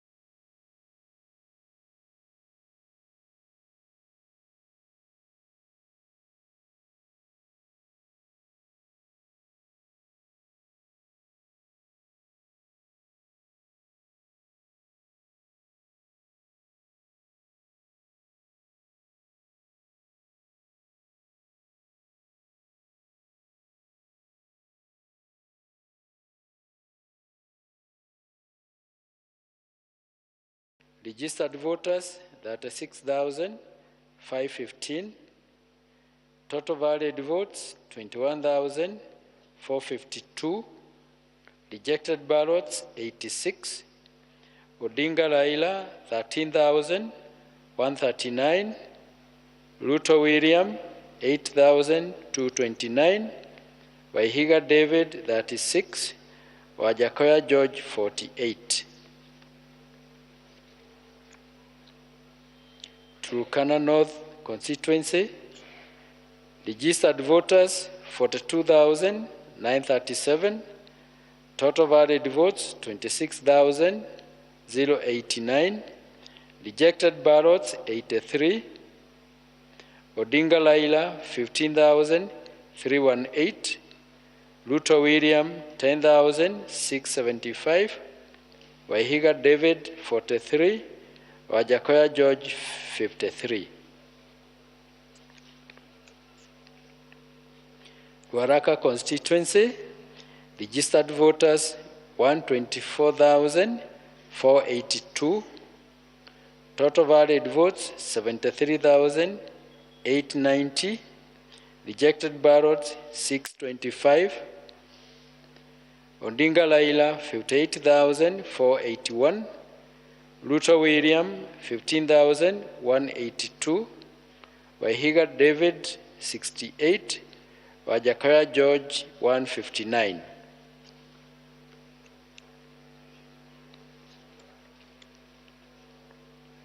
Kajiado West constituency, registered voters 75,173,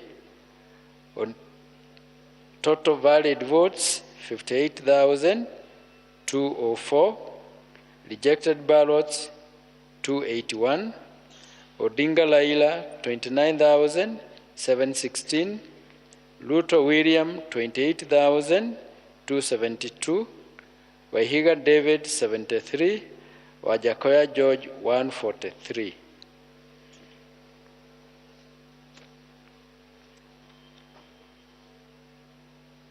Starehe constituency, registered voters 169,656.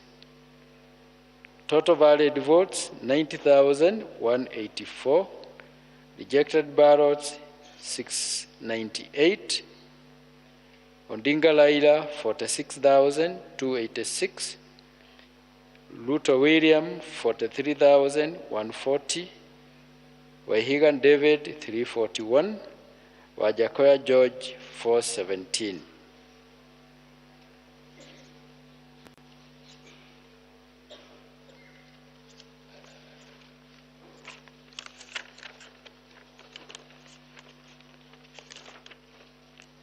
Runyenjes constituency, registered voters 95,326. Total valid votes 63,386. Rejected ballots 654. Odinga Laila 5,191. Ruto William 57,695. Waihiga David 104. Wajakoya George 396.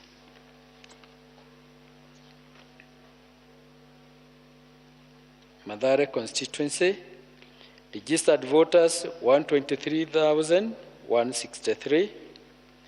Total valid votes 66,356. Rejected ballots 587. Odinga Raila 41,187. Ruto William 24,814. Waihiga David 95. Wajakoya George 260.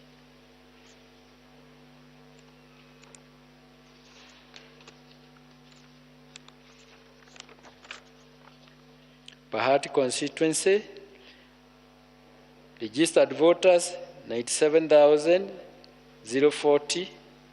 Total valid votes 64,010. Rejected ballots 468. Odinga Laila 18,666. Luto William 44,797, Wahiga David 256, Wajakoya George 291.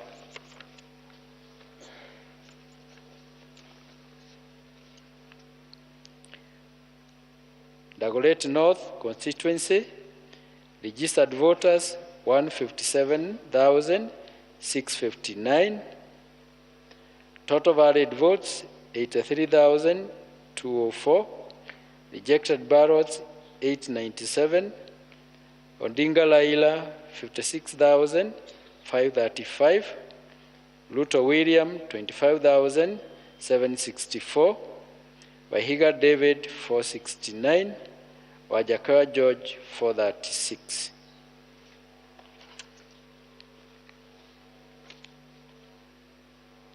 Likoni constituency, registered voters 94,764, total valid votes 37,644, rejected ballots 547, Odinga Laila 24,445, Luto William 12,908, Wahiga David 47, Wajakoya George 244.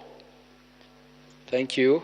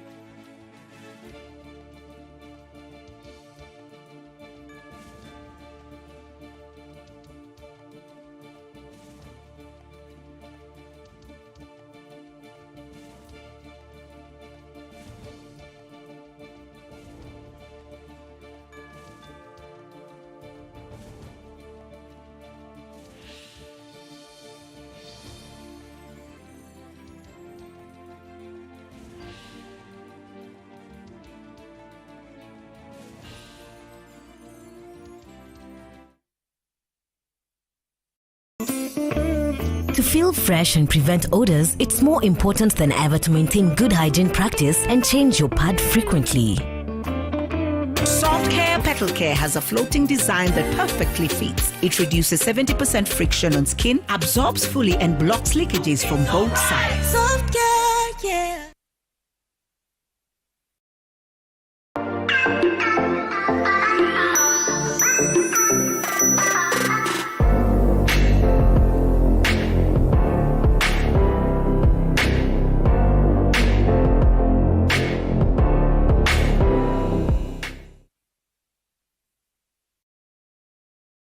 My family is blessed.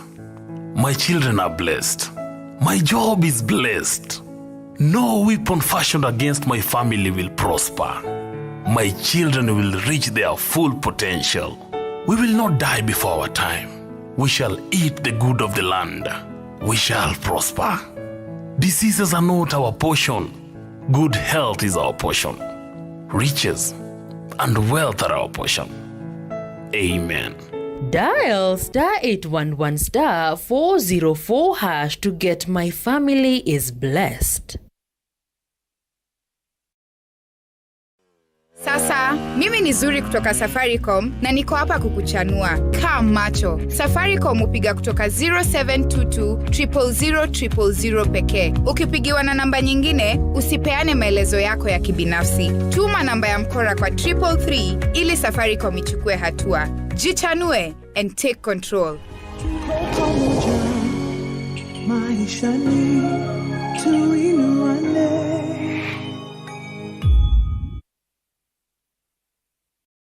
Shabiki.com is all about jackpots, live games, casino, virtual games, weekly promotions, bet builder, bet share, and 24/7 customer service. It's all about football, basketball, tennis, cricket, motorsport, and so much more. It's all about the big wins, the big moments, and the big bonuses. Shabiki.com is all about you, the fun. Kuwa Shabiki. Play now. Strictly not for persons under the age of 18. Betting can be addictive. Shabiki.com is authorized and regulated by the BCLB. License number 416. Newsday South Ultra Concentrate is my mom's choice. 1, it is 4 times more concentrated. 2, it's ready to use, no need to dilute. 3, it's packed with 4 times more fragrance. And it smells so good. 4, 1 bottle gives you 40 washes. That's 4 times more washes. Newsday South Ultra Concentrate is 4 times more concentrated. For 4 times more washes and for 4 times more fragrance. Nyosha shilingi zaidi na zaidi. Sasa unapata ofa juu ya ofa ya kuwa 100% data bonus leo. Alafu piga *544# au tembelea My Safaricom app kununua bundle na kupata target yako. Safaricom is for you.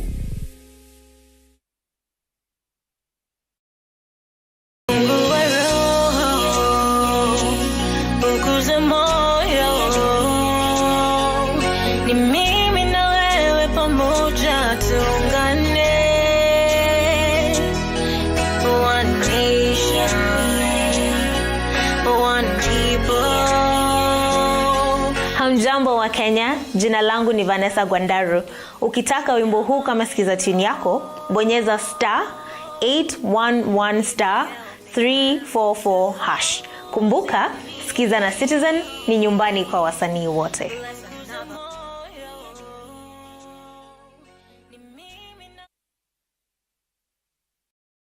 Dial *126# or download My Safaricom app and let's lift one another.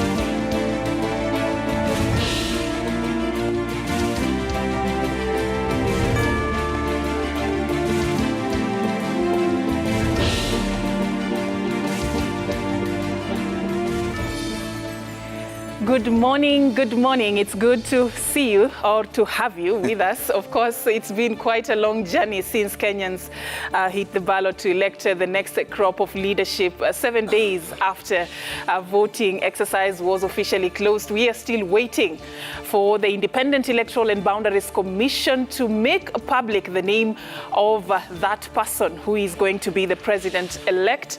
But of course, across the counties, we have already received names of governors-elect, senators-elect, members of parliament-elect, and MCAs. And celebrations have been sort of put on hold for a while as we wait for the Independent Electoral and Boundaries Commission Chairperson Wafula Chebukati to make that announcement, which is expected any time from now. Remember, 7 days according to the law, that is the time frame that is given to the electoral body to be able to do that. So Kenyans have been patient, and we know you have, at least we have, been waiting.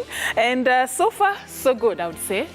Absolutely, Safin. Day 6 after the ballots, and IEBC is cutting it really close. Constitutionally, they have until tomorrow to announce it. My name is Trevor Mbija. It's such an honor being here with you. The wall-to-wall coverage of Kenya's Choice continues this morning. We're keeping an eye on the IEBC National Tallying Center at the Bomas of Kenya. Just a few moments ago, there's an announcement of about 11 constituencies. They're at the tail end of making the final announcements here. You can see there's activity still ongoing there. The confirmation of the Form 34As, that is the polling station numbers, and then Form 34Bs, which is the constituency tally, which will then generate Form 34C, which is the national tally, before for that certificate, which is 34D now. So right now, that is what's going on right now at the Bomas of Kenya. As soon as there's any activity there, you shall be the first to know. And all the declarations are coming through on their website. You know, they've received Form 34Bs, 286 of them out of the 291, meaning they just have about 5 more to go. But physically, I believe most of the returning officers are already there. With us in studio, Cynthia Mutere, politics and governance expert. Thank you so much for making time, Cynthia. Thank you for having me. Danvas Makori is here, NCIC commissioner, very integral to this part. He's been there as an observer as well. Thank you so much for making time. We're still waiting for Harun Dubi, advocate of the High Court. Danvas, I'll start with you. The assessment generally of what has been going on so far. You've been an observer in this. You're also a commissioner at NCIC. What have you seen so far, and what do you recommend going forward?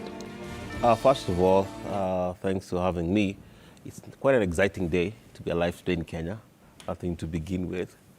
I think overall, if you look at what has transpired, what IEBC has done, we have to commend them. I mean, given the challenges they faced, it's not been an easy road for them.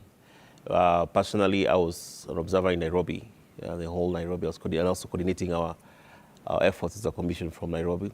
And of course, an observer at the National Tallying Center in the Bomas. And I've seen firsthand and up close and behind the scenes what's been happening. And I think it's a good day to be a Kenyan. I mean, IEBC has set a standard that I don't think we can go back as a country. Of course, you get incidents here and there. You always have that, especially in a young democracy like we've had, and given the culture that we have, Trevor. But overall speaking, looking at across the country, looking at Nairobi where I was, and at the National Tallying Center, where I've been every single day, right before the elections and even after, I think overall it's been a commendable job for IEBC. All right. Cynthia, what are your thoughts on this? I do want to concur with my colleague here to commend the IEBC for the work that they're doing. It's been an audacious task, and of course 6 days after the event of actually balloting, now we're in this season where we have to wait. And so one of the things that the expectations of Kenyans is just how IEBC is communicating to them to relieve their anxiety. We heard from His Excellency Raila Amolo Odinga yesterday when he was saying that the people are anxious, but not anxious in fear, but anxious in anticipation because they've waited so long to hear the outcome of this election. And so there's been a lot of anxiety, but we've heard it from IEBC that they have communicated to us the time frames that they have 7 days until they can announce. Of course, this is the second last day. Tomorrow is the deadline. And so just how they are communicating to the general public and just managing that anxiety and that anxiousness is something that we want to see more of, especially today. So the people would expect to hear something today. And if Chebukati can come out and say, okay, I'm going to do this tomorrow, then then everybody would breathe a sigh of relief and get on with our lives and get on with what we're supposed to be doing. So indeed, and everyone is just waiting to get on with our lives. And Danvas, if you look at the history of elections in this country and how the process has been conducted so far, what is it that you look at and you say, indeed, the country has borrowed lessons from where we're coming from in terms of elections? First and foremost, just the transparency. I mean, you got to give it to IBC, the level of transparency. I mean, for example, 2017, we had a serious issue transmission.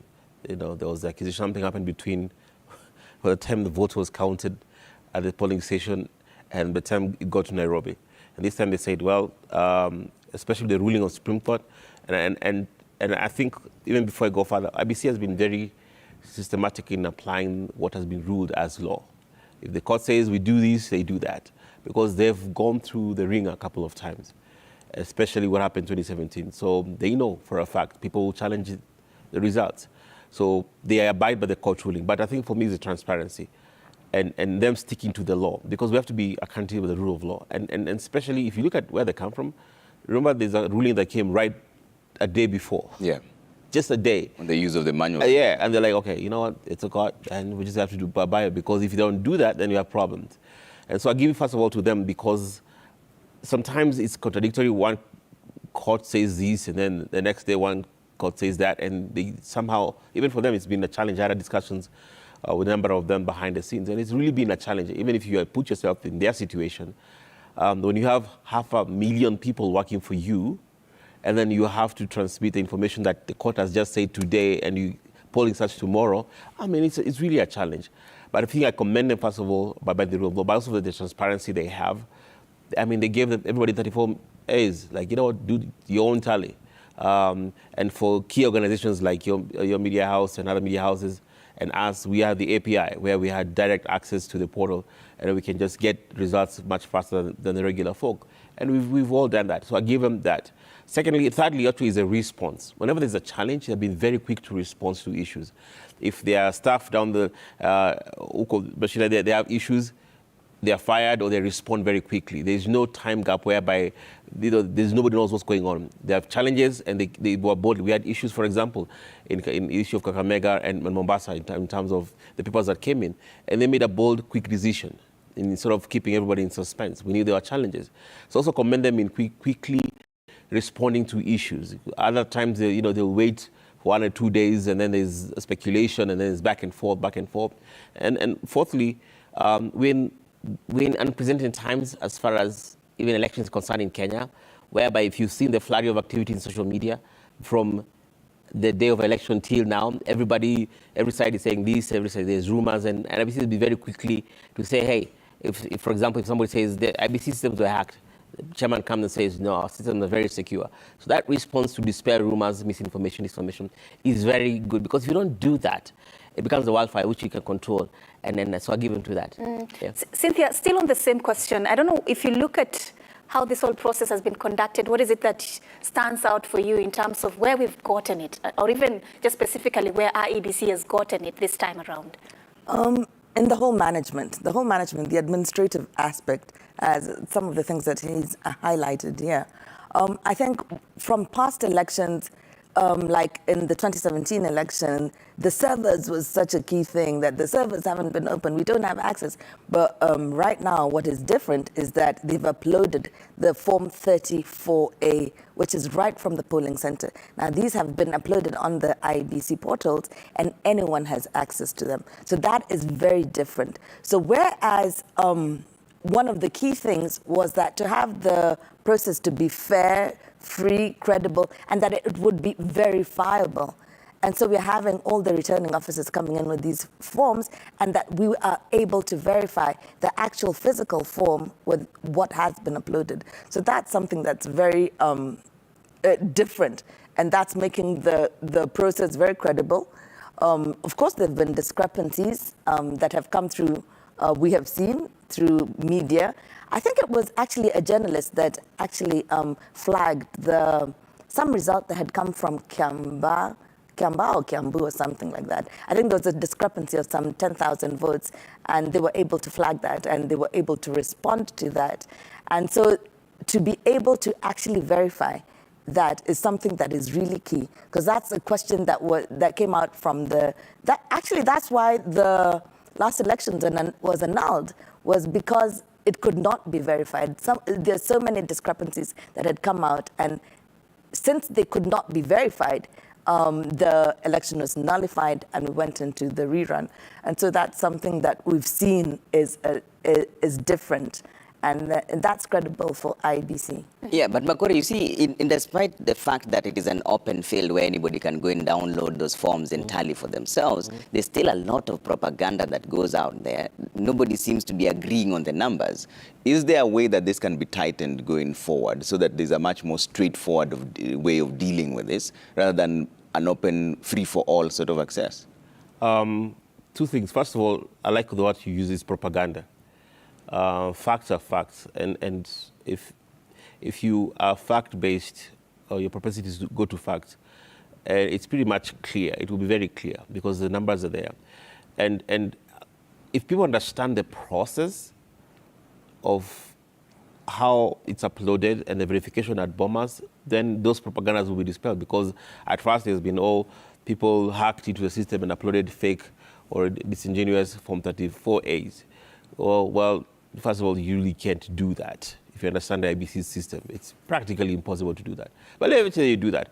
The most important thing is what happens in Bomas, because the 34